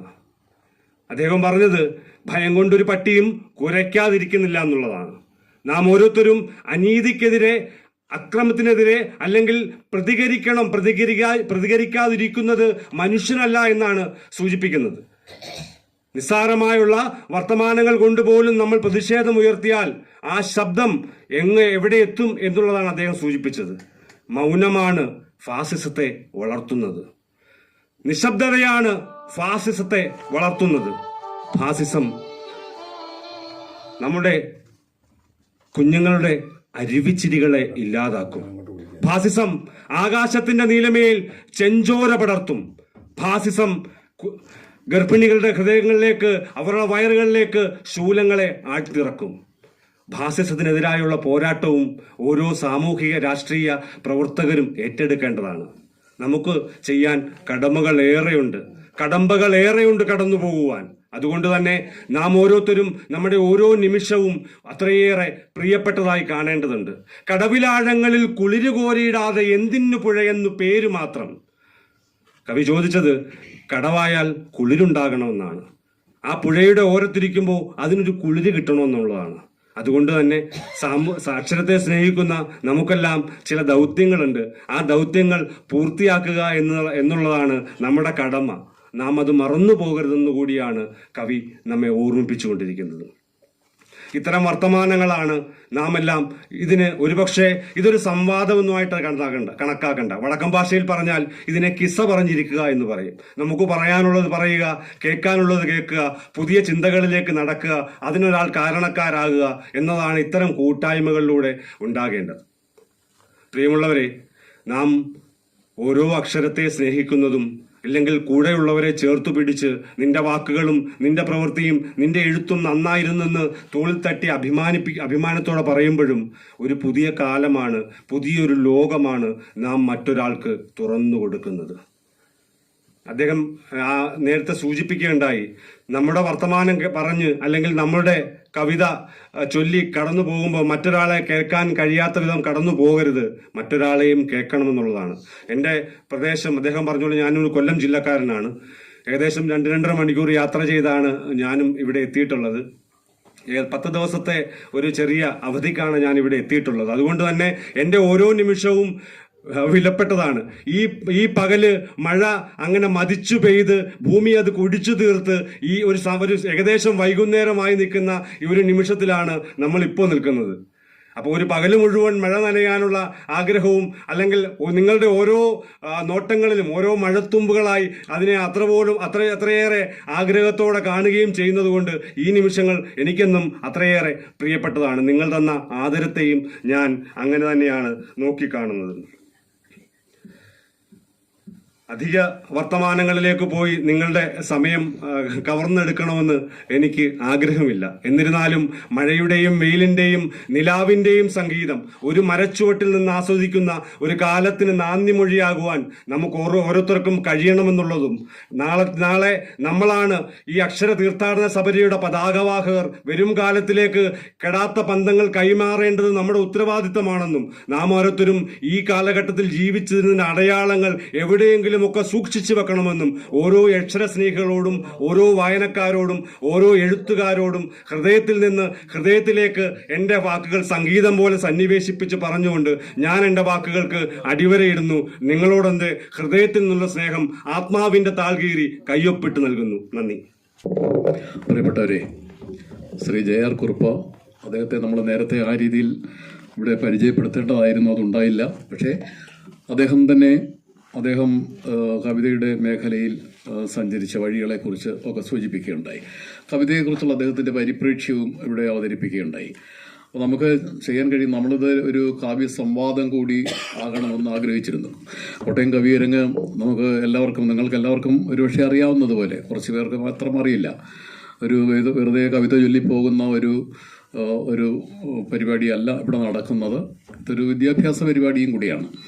ഒരു അവബോധ രൂപീകരണവും അവബോധ വിനിമയവും ഇതിൽ നമ്മൾ ഉദ്ദേശിക്കുന്നുണ്ട്. അതുകൊണ്ട് ഇത് പഠന ഗ്രൂപ്പ് കൂടിയാണ്. അങ്ങനെയാണ് നമ്മൾ കോട്ടയം കവിയരങ്ങിനെ കാണുന്നത്. അതുകൊണ്ട് ഇത് ഇങ്ങനെ സമാപിപ്പിച്ച് കളയരുത്. നിങ്ങൾക്ക് നിങ്ങളുടേതായിട്ടുള്ള കോൺട്രിബ്യൂഷൻസ് അർപ്പിക്കാനുള്ള ഒരു സമയം കൂടിയാണ്. അത് നിങ്ങളുടെ ചോദ്യങ്ങളിലൂടെയാവാം. വളരെ ക്രിയാത്മകമായ ചോദ്യങ്ങൾ, വളരെ ചലഞ്ചിങ് ആയിട്ടുള്ള ചോദ്യങ്ങൾ. അങ്ങനെ ഈ കവികളെയൊക്കെ നമുക്ക് കിട്ടുന്ന അവരെ കൊണ്ടുവന്ന് വെച്ചിരിക്കുന്നത് അതിനുവേണ്ടിയാണ്. അവർക്ക് ഇത്തിരി ബുദ്ധിമുട്ടുണ്ടാക്കുന്ന ചോദ്യങ്ങൾ ചോദിക്കാൻ വേണ്ടിയിട്ടാണ്. അങ്ങനെ ചോദ്യങ്ങൾ ചോദിക്കുകയും അവരെ പ്രകോപിപ്പിക്കുകയും അങ്ങനെ രചനയുടെ മാർഗത്തിൽ നമുക്ക് കൂടുതൽ വഴികൾ സഞ്ചരിക്കാൻ വേണ്ട ഊർജം കിട്ടുകയും ചെയ്യുന്നതിന് വേണ്ടിയാണ് നമ്മളങ്ങനെ ചെയ്തിരിക്കുന്നത്. അതുകൊണ്ട് ഈ അവസരം നിങ്ങൾ ഉപയോഗിക്കണം എന്ന് മാത്രം സൂചിപ്പിക്കട്ടെ. ഇന്നത്തെ ഈ സാമൂഹിക പശ്ചാത്തലത്തിൽ കാലഘട്ടം വെല്ലുവിളി നിറഞ്ഞ ഒരു കാലഘട്ടമാണ് കവികൾക്ക് മുന്നിലുള്ളത്. കവികളുടെ നാവുകളെ ചെങ്ങലക്കിടുന്ന ഒരു കാലഘട്ടത്തിൽ കൂടി പോകുമ്പോൾ ഇന്നുള്ള കവികൾ ഭീരുക്കളായി പോകുന്നുണ്ടോ? പല പുഴുക്കുത്തുകളെയും തുറന്നു കാട്ടാനാവാതെ അല്ലെ പലതിൻ്റെയും നേരെ കവികൾ നിശബ്ദരായി പോകുന്നുണ്ടോ എന്നൊരു സംശയം എൻ്റെ മുന്നിലുണ്ട്. വളരെ പ്രസക്തമായ ഒരു ചോദ്യമാണ്. ജയമോൾ ആളിനെ അറിയാം. ഏറ്റുമാനൂർ കാവ്യവേദിയുടെ വാർഷികത്തിൽ ഒരിക്കൽ പരിചയപ്പെട്ടാണ്. അപ്പോൾ കവികൾ അവരുടെ മുമ്പിൽ അരങ്ങേറുന്ന സാമൂഹികമായ പ്രശ്നങ്ങളെ വേണ്ട രീതിയിൽ അഭിസംബോധന ചെയ്യുന്നില്ല എന്നുള്ള ഒരു അഭിപ്രായം തന്നെ ആണ് ഇവിടെ പറഞ്ഞത്. തീർച്ചയായും അത്തരം അഭിപ്രായങ്ങളോട് പൂർണ്ണമായിട്ട് നമ്മൾ അതിനെ തള്ളിക്കളയുന്നില്ല. കുറേയൊക്കെ അങ്ങനെയാണ്. എന്നാലും ഒരു കവി എന്നുള്ള രീതിയിൽ എഴുത്തുകാരന് അയാളോട് തന്നെ സത്യസന്ധത, അയാളുടെ ജീവിതത്തോടും അയാൾ ജീവിക്കുന്ന ആ കാലത്തോടും ഒക്കെ സത്യസന്ധത പുലർത്തണമെങ്കിൽ അയാളുടെ അക്ഷരങ്ങൾക്ക് ഒരു നേര് വരണമെങ്കിൽ അയാൾ എഴുതിയെങ്കിലേ പറ്റത്തുള്ളൂ. ഇപ്പോൾ ഇവിടെ ആശാ സമരത്തിന് എതിരെ ആശാ സമരത്തെ ഇങ്ങനെ നടക്കുന്ന ഘട്ടത്തിൽ ആശാ വർക്കേഴ്സിൻ്റെ സമരത്തെ അപ്പോൾ സച്ചിദാനന്ദൻ എനിക്ക് അന്നേരം അഭിപ്രായം അദ്ദേഹം അവരുടെ സൈഡിൽ നിന്നുകൊണ്ട് അഭിപ്രായം പറയുകയുണ്ടായി. അപ്പം തീർച്ചയായും സമൂഹത്തിൽ എഴുത്തുകാരൻ്റെ ആ ഒരു നേരിനെ സമൂഹം വളരെ വില കൊടുക്കുന്നുണ്ട്. മുൻകാലങ്ങളിലൊക്കെ എന്ന് പറഞ്ഞു കഴിഞ്ഞാൽ വലിയ കലാപങ്ങളുണ്ടായ മാറാട് കലാപം, അതുപോലുള്ള കലാപങ്ങൾ മനുഷ്യർ പരസ്പരം വെട്ടിമരിച്ചപ്പോൾ ഞാൻ ഓർക്കുന്നുണ്ട്, ഈ എഴുത്തുകാരെയാണ് അവിടെ കൊണ്ടുവന്ന് ഇറക്കിയത്. കാരണം മറ്റാരിലും വിശ്വാസമില്ല. അപ്പോൾ അവർ കുറേ നേരുള്ള ആളുകളായിട്ട് അന്ന് സമൂഹം കണ്ടിരുന്നു. അപ്പം അത്തരം വലിയ ഒരു നേതൃത്വ നിരയെന്നുണ്ടായിരുന്നു. പക്ഷേ ഇപ്പോൾ ആളുകളൊക്കെ കുറച്ച് മാളങ്ങളിലേക്ക് പിൻവാങ്ങുന്നുണ്ട്. നമുക്കും ആശങ്ക ഉണർത്തുന്ന ഒരു വിഷയം തന്നെയാണത്. കാരണം അത്രയും ബോൾഡായിട്ട് പറയുന്നില്ല ആളുകൾ. എഴുതുമ്പോൾ നമ്മൾ വസ്തുതകൾ പൂർണ്ണമായിട്ട് മനസ്സിലാക്കിയിട്ട് വേണ്ടേ? ഒരു വശം മാത്രം കേട്ടുകൊണ്ട് പോരല്ലോ. അതിനെ പറ്റിയുള്ള ഒരു പഠനം ഈ എഴുത്തുകാർക്ക് ഉണ്ടായിരിക്കണ്ടേ, എല്ലാ വശങ്ങളിലും. അല്ല, ഈ ഒരു സർഗാത്മക സാഹിത്യമാണോ അതോ ഒരു ലേഖനമല്ല. എന്ത് എഴുതുകയാണെങ്കിലും അതിനെപ്പറ്റി പൂർണ്ണമായിട്ട് ഒരു പഠനം ആവശ്യമല്ലേ? അല്ലാതെ കുറച്ച് ഭാഗങ്ങൾ, ഇപ്പൊ ചിലരൊരു പേരെടുക്കാൻ വേണ്ടിയിട്ട് കുറച്ച് ഭാഗങ്ങൾ ഉൾക്കൊണ്ടുകൊണ്ട് എഴുതും, അതൊരു ഇതാക്കുന്നു. അങ്ങനെയുള്ള ഒരു ഇതല്ലല്ലോ വരേണ്ടത്. ഒരു വസ്തുനിഷ്ഠമായിട്ട് അതിനെപ്പറ്റി ഒന്ന് പഠിക്കണ്ടേ? ആ ചോദ്യം ഇവിടെ ചോദിച്ചത്, നമ്മൾ ഒരു സൃഷ്ടി നടത്തുമ്പോൾ അതിനെക്കുറിച്ച് നമ്മൾ കാര്യമായ ഒരു പഠനം നടത്തി നമ്മൾ കുറേ മെറ്റീരിയൽസൊക്കെ ശേഖരിച്ച് അതിനെക്കുറിച്ച് എഴുതണ്ടേ എന്നാണ് ചോദിച്ചത്. അപ്പം അത് കവിത പോലുള്ള സാഹിത്യ രൂപത്തിന് അത് ഇണങ്ങുന്നതല്ല. സമൂഹത്തിൽ അതിപ്പം നമ്മളെന്ന് പറഞ്ഞാൽ ഒരു മൊമെന്റിലല്ല നമ്മളെന്ന് പറഞ്ഞു കഴിഞ്ഞാൽ ഒരു എഴുത്തുകാരന് അയാളുടെ കണ്ണും കാതും എപ്പോഴും തുറന്നു തന്നെയാണ്. അയാളെ ഈ സമൂഹത്തിൽ നടക്കുന്ന കാര്യങ്ങളെല്ലാം കാണുന്നത്, അയാളായാലും അവളായാലും അത് കാണുന്നുണ്ട്. അപ്പോൾ ആ ഒരു ഇതെന്ന് പറഞ്ഞു കഴിഞ്ഞാൽ എഴുത്ത് മൊമെന്റിൽ നമ്മളൊരു കവിതയായിട്ടൊക്കെ അത് പിറക്കുമ്പോൾ സ്വാഭാവികമായിട്ട് അതിനെ നമ്മൾ ഈ ഒരു ലേഖന സ്വഭാവത്തിലേക്കുള്ള അങ്ങനെ ഒരു വിഷയമായിട്ടല്ലത് വരുന്നത്, മറിച്ച് അതൊരു അനുഭവമായിട്ട് കൊടുക്കുകയാണ്. നമ്മൾ ആ ഒരു കവിതയുടെ ആ സൂക്ഷ്മ പ്രയോഗങ്ങളിൽ നമുക്ക് നമ്മുടെ മുമ്പിൽ ഒരുപക്ഷെ ഈ ചിത്രങ്ങളെല്ലാം തെളിഞ്ഞു വരും ഒരു പ്രയോഗത്തിൽ തന്നെ. അപ്പം അങ്ങനെ കവിതയെ നമ്മൾ സമീപിക്കുമ്പോൾ ഈ പറയുന്ന രീതിയിൽ കുറച്ച് വിഷയങ്ങൾ, അതിൻ്റെ എല്ലാ തലങ്ങളും അങ്ങനെയൊന്നും വേണമെന്നില്ല. നമുക്ക് അത്തരം നമ്മളിൽ അത് വായിക്കുമ്പോൾ അത് രൂപപ്പെടുന്നതാണ്. നല്ലൊരു കവിതയാകുമ്പോൾ ഈ സ്മൃതി പരമ്പരകളെല്ലാം നമുക്ക് വരും. അതുപോലെ അനുഭവങ്ങളെയെല്ലാം അതിൻ്റെ വലിയ വലിയ ചക്രവാളങ്ങൾ നമുക്ക് തുറന്നു കിട്ടും. മറ്റു രീതിയിൽ ഉള്ള ഇപ്പോൾ ഏതെങ്കിലും ഒരു നാടകമോ ഒരു കഥയോ നോവലോ ഒക്കെ ആണെങ്കിൽ ഈ പറയുന്ന രീതിയിൽ അതിന് വേണ്ട രീതിയിലൊരു പഠനം വേണ്ടി വരും എന്നാണ് എൻ്റെ അഭിപ്രായം. സാറേ, ഇപ്പം ഞാൻ കവിതയുടെ വിഷയത്തെക്കുറിച്ചല്ല ചോദിക്കാൻ ആഗ്രഹിക്കുന്നത്. ഇവർ രണ്ടുപേരും ചോദിച്ച വിഷയവും ഞാൻ ചോദിക്കുന്നതിൽ യാതൊരു ബന്ധമില്ല. ഞാൻ വേറൊരു കാര്യം ചോദിക്കാം. കവിത എന്ന് പറയുമ്പോൾ സാറിൻ്റെ അഭിപ്രായത്തിൽ ഒരു സാറിനോട് ചോദ്യം ചോദിക്കണം, അതിൻ്റെ ആൻസർ കിട്ടിയാൽ എനിക്ക് അടുത്ത ചോദ്യം പറയാൻ പറ്റുള്ളേ. കവിത സാമ്പ്രദായിക രീതിയിൽ എന്ന് വെച്ചാൽ വൃത്താലങ്കാര നിബദ്ധമായിരിക്കണം, അങ്ങനെ ഒരു ആഗ്രഹം ഒരു കവി എന്ന നിലയിൽ സാറിനുണ്ടോ? നിർബന്ധം, ആഗ്രഹമല്ല നിർബന്ധം. പറയാം. അത് സംബന്ധിച്ച് എൻ്റെ ഒരു ധാരണ ഞാൻ പറയാം. കവിതയ്ക്ക് വൃത്തമോ അല്ലെങ്കിൽ ഛന്ദസ്സോ ആ രീതിയിൽ നമ്മൾ ഒരു ക്രമം ദീക്ഷിക്കണോ എന്നുള്ളതാണ് ചോദ്യം. അപ്പോൾ അത് പുതിയ കാലത്തിന് അത് അത്യാവശ്യമല്ല. കാരണം നമ്മൾ ഈ സാമ്പ്രദായിക രീതിയിൽ ഒരു കവിതയെ രചിക്കാൻ പോയാൽ, അല്ലെങ്കിൽ കവിത നമ്മൾ ആവിഷ്കരിക്കാൻ പോയാൽ അത് നമുക്ക് ഭാഷ കൊണ്ട് പരിമിതി നമുക്ക് ഫീൽ ചെയ്യും. ചില വിഷയങ്ങൾ നമ്മുടെ ഈ ഓർമ്മയും നമ്മുടെ ഗൃഹാതുരത്വം ഒക്കെ ആണെങ്കിൽ നമുക്ക് വേണമെങ്കിൽ ഈ പറയുന്ന ഒരു സാമ്പ്രദായിക രീതിയിലേക്ക് നമുക്ക് പോകാം. വൃത്തത്തിൻ്റെ ഏതെങ്കിലും ഒരു വൃത്തത്തിൻ്റെ ഫോർമാറ്റിൽ നമുക്ക് അനുഭവങ്ങളെ വെക്കാം. പക്ഷേ പുതിയ കാലം, ഈ ടെക്നോളജിയുടെയൊക്കെ ഒരു കാലം നമ്മൾ കാണുമ്പോൾ വൻ നഗരങ്ങൾ, അതുപോലുള്ള വളരെ സ്പീഡിൻ്റെയൊക്കെ ഒരു കാലം, അതുപോലെ മനുഷ്യബന്ധങ്ങൾ, നമ്മൾ ധരിച്ചിരിക്കുന്ന മനുഷ്യബന്ധങ്ങൾ, അതിൻ്റെ മൂല്യങ്ങൾ, ഇതൊക്കെ എന്ന് പറഞ്ഞാൽ നമ്മുടെ കൺമുമ്പിൽ തന്നെ ചടപടയെന്ന് വീടുന്നാണ് നമ്മൾ കാണുന്നത്. അപ്പം അങ്ങനെ ഉള്ള ഒരു കാലത്ത് നമ്മൾ ആവിഷ്കരിക്കുമ്പോൾ നമ്മൾ ആ പഴയ ഒരു വാർപ്പും മാതൃക നമ്മൾ ഫോളോ ചെയ്താൽ എന്തോ ഇതല്ല കാരണം നമ്മുടെ മനസ്സിലുള്ള സാധനം ഇതല്ല എന്ന് നമുക്ക് ബോധ്യപ്പെടും. അതുകൊണ്ട് നമ്മൾ ഈ ആവിഷ്കരിക്കുന്ന വിഷയമാണ് അതിൻ്റെ രൂപത്തെ നിശ്ചയിക്കുന്നത്. അപ്പോൾ ഇത് മാത്രമല്ല, നമ്മൾ ഭാഷ കുറച്ചുകൂടെ പുതുക്കിക്കൊണ്ടിരിക്കണം.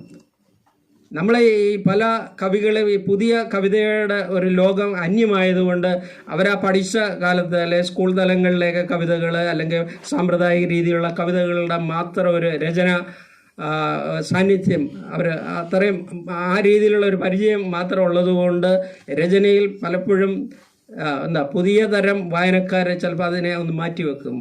അങ്ങനെ ആകാൻ പാടില്ല.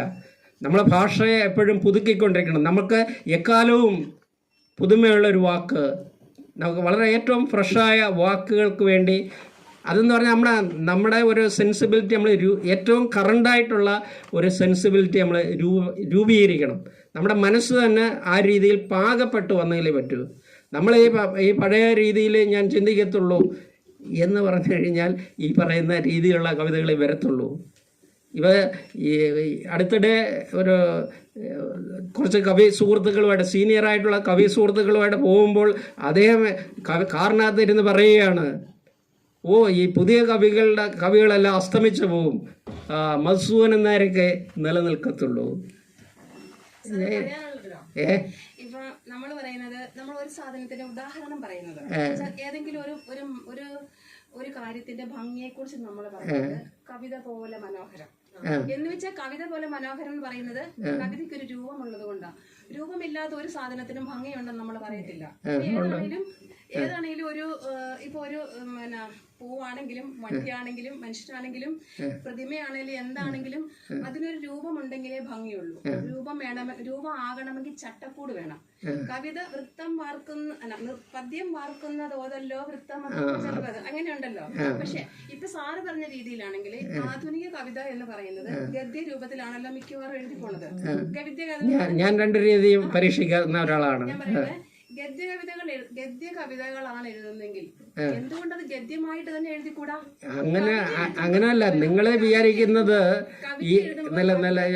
മനസ്സിലായി. അതായത് ഞാൻ മുഴുവൻ പറയട്ടെ. കവിത എന്ന് പറയുന്നതിന് കവിത പോലെ മനോഹരം എന്ന് പറയണമെങ്കിൽ കവിതയ്ക്ക് ഒരു ചട്ടക്കൂട് ഉണ്ടാവണമെങ്കിൽ, കവിതയ്ക്ക് ഒരു രൂപം ഉണ്ടാവണമെങ്കിൽ കവിതയ്ക്ക് എപ്പോഴും ഒരു രീതി ഉണ്ടായേ പറ്റുള്ളൂ എന്നാണ് ഞാൻ വിശ്വസിക്കുന്നത്. ആദ്യത്തെ നമ്മൾ ആദികാവ്യം നമ്മൾ വിശ്വസിച്ചു പോരുന്ന കവിത മുതൽ ഇങ്ങോട്ട് ഈ അടുത്ത കാലത്ത് ആധുനിക കവിത സച്ചിദാനന്ദൻ, വിജയചന്ദ്രൻ അവരുൾപ്പെടെയൊക്കെയുള്ള ആധുനിക കവികൾ വരുന്നിടം വരെ ഈ കവികളെല്ലാം ചൊല്ലാവുന്നതാണ്, ചൊല്ലുന്നതാണ് കവിത, കാവ്യമാണത്. നമുക്ക് എത്ര മനോഹരമായിട്ട് വേണമെങ്കിലും എഴുതാം. ആ എഴുതുന്ന കാര്യങ്ങളെല്ലാം അത് ഗദ്യം എങ്ങനെയാണ്, എത്ര ഭംഗിയാണ് ഗദ്യം. ഞാൻ വല്ലപ്പോഴും ഒരു കവിത എഴുതാറുണ്ട്, വല്ലപ്പോഴും ഒരു കഥ എഴുതാറുണ്ട്, അല്ലാതെ സ്ഥിരം എഴുത്ത് കാര്യമൊന്നുമില്ല, നല്ല വായനക്കാരി. അപ്പൊ അതുകൊണ്ട് തന്നെ ഞാൻ തോന്നുന്നത് കവിത എഴുതുന്നവര് കവിതയായിട്ട് എഴുതണം, ഗദ്യം എഴുതുന്ന അല്ലാതെ നമ്മളെ കവി പറയട്ടെ. ഈ എന്തെങ്കിലും ഭംഗിയായിട്ട് എഴുതി വെച്ചു എന്നുവെച്ചാ നല്ലൊരു ഒരു കഥ പോലെ എഴുതി വെച്ചാല് അതും കവിതയും തമ്മിൽ വ്യത്യാസമാണെന്ന് എനിക്ക് തോന്നുന്നില്ല. എങ്കിൽ പിന്നെ അവരന്നൊരു കവിത എന്നൊരു പേരിടരുത്. അല്ല, അത് ചോദ്യം അല്ല, കാര്യം പറയുന്ന ഉദ്ദേശിക്കുന്നത് എന്താന്ന് മനസ്സിലായി. അപ്പൊ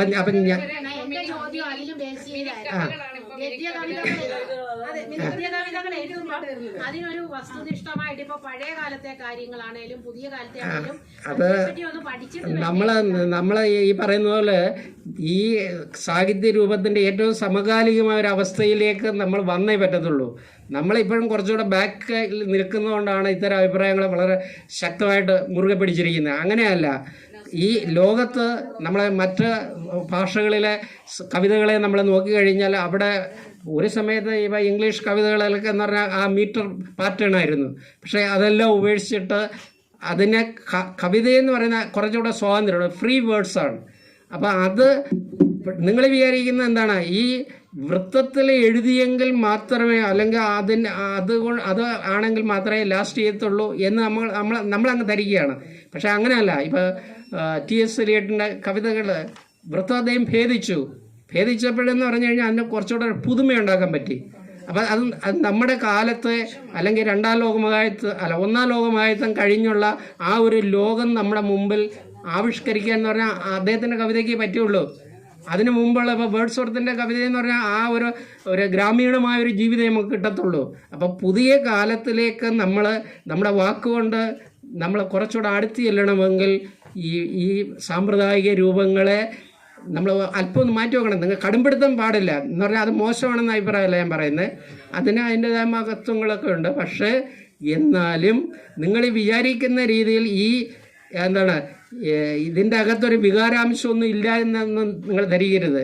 നമ്മൾ ഇപ്പോൾ ഒരു വൃത്തത്തിൽ എഴുതുന്ന ഒരു കവിത 2 മണിക്കൂർ കൊണ്ട് എഴുതുമെങ്കിൽ വൃത്തമില്ലാത്ത ചില ആശയങ്ങൾ നമ്മൾ ഉദ്ദേശിക്കുന്ന ആ ഒരു രീതിയിലേക്ക് ആവിഷ്കരിക്കാൻ ചിലപ്പോൾ 3-4 മണിക്കൂർ നമ്മൾ എടുത്തെന്നിരിക്കും.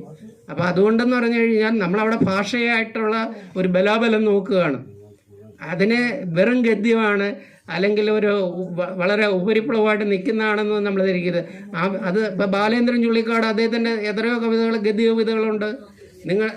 അപ്പം ആ കവിതകളുടെ കാമ്പെന്ന് പറഞ്ഞു കഴിഞ്ഞാൽ വായിക്കുമ്പോഴേ അതിൻ്റെ ശക്തി നമുക്ക് മനസ്സിലാവത്തുള്ളൂ.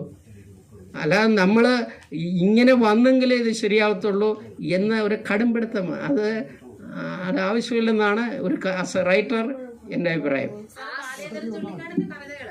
അതെല്ലാം വൃത്തനിബദ്ധമാണ്. എന്നുവെച്ചാൽ ആ കവിതകളെല്ലാം നമുക്ക് ചൊല്ലാൻ പറ്റും കൃത്യമായ രീതിയിൽ, കൃത്യമായി അല്ലാതെ അദ്ദേഹം കവിതകൾ എഴുതിയിട്ടുണ്ട്, വേറെ കവിതകളുണ്ട്, ഗദ്യരൂപത്തിലുള്ള കവിതകളുണ്ട്. സമ്പൂർണ്ണ കവിതാ സമാഹാരം വായിച്ച ആളാണ് ഞാൻ.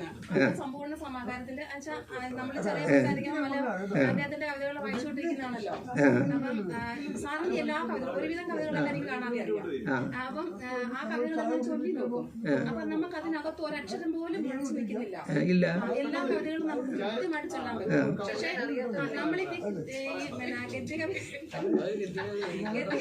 ഗദ്യകവിതകള് ഞാൻ പറഞ്ഞ് വായിക്കുന്നത് ചിലപ്പോ സാറേ ഒരു വായനക്കാരി എന്ന നിലയില് അതിപ്പം നല്ല മികച്ച കവിതകളായിരിക്കുമല്ലോ നിങ്ങൾ പരിചയപ്പെട്ടത്. നല്ല രീതിയിലുള്ള കവിതകൾ എഴുതുമ്പോൾ അതിൻ്റെതായ വായനക്കാരുടെ അംഗീകാരം കിട്ടും. ഇപ്പം ഞാൻ എൻ്റെ പരിപാടി ഞാൻ നിർത്തുകയാണ്.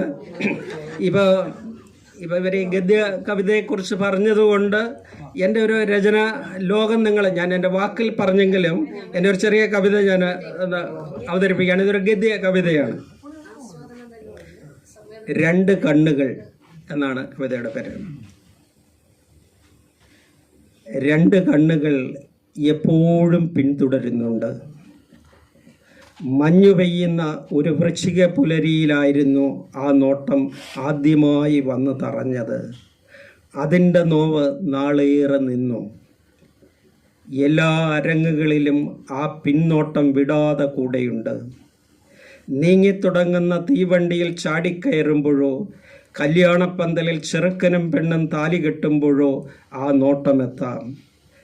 നാഗസ്വരത്തിൻ്റെ ഉയർന്ന ശബ്ദവീചികളിൽ ആർപ്പോ ഇറോ ആരവങ്ങൾക്കിടയിൽ ആഗ്നേയം പോലെയാകും ആ നോട്ടം. ജന്മങ്ങൾ പൊഴിയുന്നൊരിടത്ത് പ്രണയം പൂത്തു നിൽക്കുന്ന ഒരു മഹാവൃക്ഷത്തിൽ നിന്ന് ചിറകുമുളച്ച നൂറ്റാണ്ടുകളെ ആരോ പറത്തി വിട്ടുകൊണ്ടിരിക്കുന്നു. ആ കണ്ണുകളിൽ നിന്ന് രക്ഷപ്പെടാനാകില്ല. വഴിവക്കിൽ മറന്നുപോയ ഒരു പേര് ഓർത്തെടുക്കുമ്പോഴായിരിക്കും എതിരെ വരുന്ന വാഹനത്തിൽ നിന്ന് ആ രണ്ട് കണ്ണുകൾ തുറിച്ചു നോക്കുന്നത്. അങ്ങു ദൂരെ നാട്ടിൻ പുറത്ത് നിശബ്ദ രാത്രികളുടെ രണ്ടാം യാമങ്ങളിൽ നിലാവിലേക്ക് ഇറങ്ങി നിൽക്കുമ്പോൾ പനമരക്കൊമ്പിലെ ആ രണ്ട് കണ്ണുകളിൽ തീ കത്തി നിൽപ്പുണ്ടാവും. അങ്ങു ദൂരെ നാട്ടിൻ പുറത്ത് നിശബ്ദ രാത്രികളുടെ രണ്ടാം യാമങ്ങളിൽ നിലാവിലേക്ക് ഇറങ്ങി നിൽക്കുമ്പോൾ പനമരക്കൊമ്പിലെ ആ രണ്ട് കണ്ണുകളിൽ തീ കത്തി നിൽപ്പുണ്ടാവും. അഴിഞ്ഞു വീണ ജടവാരി രാത്രി ഓടിപ്പോകുമ്പോൾ ആ തീക്കണ്ണുകളും കെട്ടുപോകും. വസന്തത്തിൻ്റെ വിളി കേട്ട് ഇന്നലെ കാട്ടിൽ കടന്നു ചെന്നപ്പോൾ പച്ചപ്പിൻ്റെ ഉള്ളിൽ നിന്ന് ആ നോട്ടമെത്തി. വിദൂര കാലങ്ങളിലേക്ക് നടന്നു പോകുന്ന കാലടി ശബ്ദം അവിടെ മുഴങ്ങിക്കേട്ടു. ആ കണ്ണുകളിൽ നിന്ന് ഓടിമറയാനാകില്ല. ഇടതും വലതും മുന്നിലും പിന്നിലും ഇരുളിലും വെളിവിലും ഓർമ്മയിലും മറവിയിലും ജീവിതത്തിലും ജീവിതത്തിനപ്പുറത്തും ജാഗ്രതയുടെ ആ രണ്ട് കണ്ണുകളുണ്ട്. ജാഗ്രതയുടെ ആ രണ്ട് കണ്ണുകളുണ്ട്. അപ്പം ഇത് ഗദ്യ കവിതയാണ്. ഇത് ഒരു 4-5 മണിക്കൂർ കൊണ്ട് നമ്മൾ പരിശ്രമിച്ച് തയ്യാറാക്കിയാണ്. ഇതിൻ്റെ അകത്ത് ഒരു ലോകവും കുറച്ച് വികാരങ്ങളുടെയും അനുഭവങ്ങളുടെയൊക്കെ ഒരു ലോകം ഉണ്ടെന്ന് തന്നെയാണ് ഞാൻ വിചാരിക്കുന്നത്. അതുകൊണ്ട് നമ്മൾ എല്ലാ കാവ്യരൂപങ്ങളെയും സ്വീകരിക്കുക. പുതുമയ്ക്ക് വേണ്ടി ഒരു പരിശ്രമം ഉണ്ടാവണം. Thank you.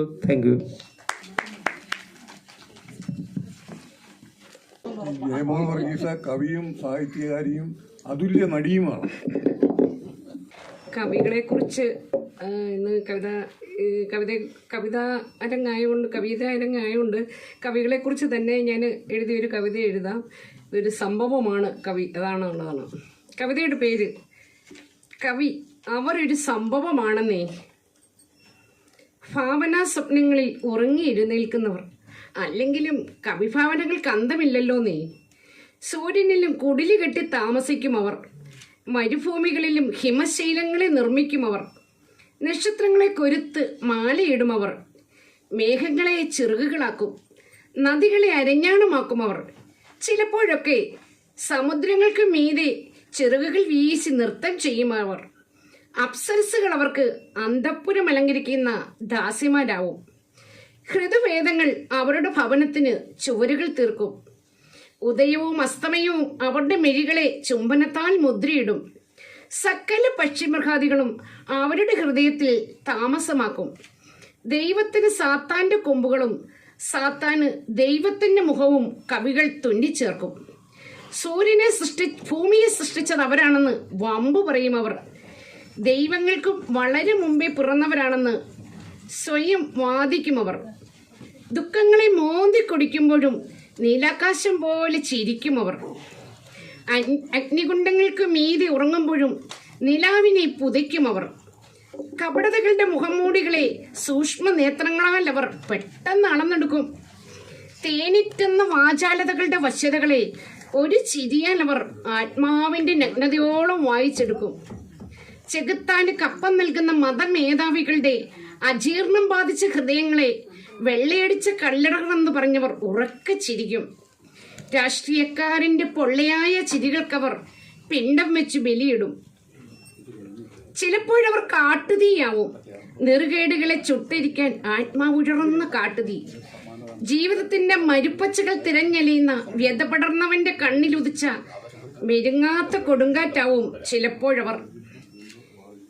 ഭ്രാന്തന്റെയും നാടോടിയുടെയും അനാഥന്റെയും അധസ്ഥതന്റെയും കൊത്തഴിഞ്ഞു ചെതറിയ ജീവിതത്താളിലെ അമരത്വമുള്ള ആരും വായിക്കാത്ത അക്ഷരങ്ങളായി ഈ കവികൾ പിറക്കാറുണ്ട്. അതിലുമേറെ രസം അവർ തങ്ങളെ മാത്രം സ്വയം എന്താണെന്ന് തിരിച്ചറിയുന്നേയില്ല എന്നതാണ്. കാമുകനാണോ കവിയാണോ ആദ്യമുണ്ടായതെന്ന് അവർ തങ്ങളോട് തന്നെ കാലോൽപ്പത്തി മുതൽ ഇന്നും സ്വയം കലഹിച്ചുകൊണ്ടിരിക്കുകയാണ്.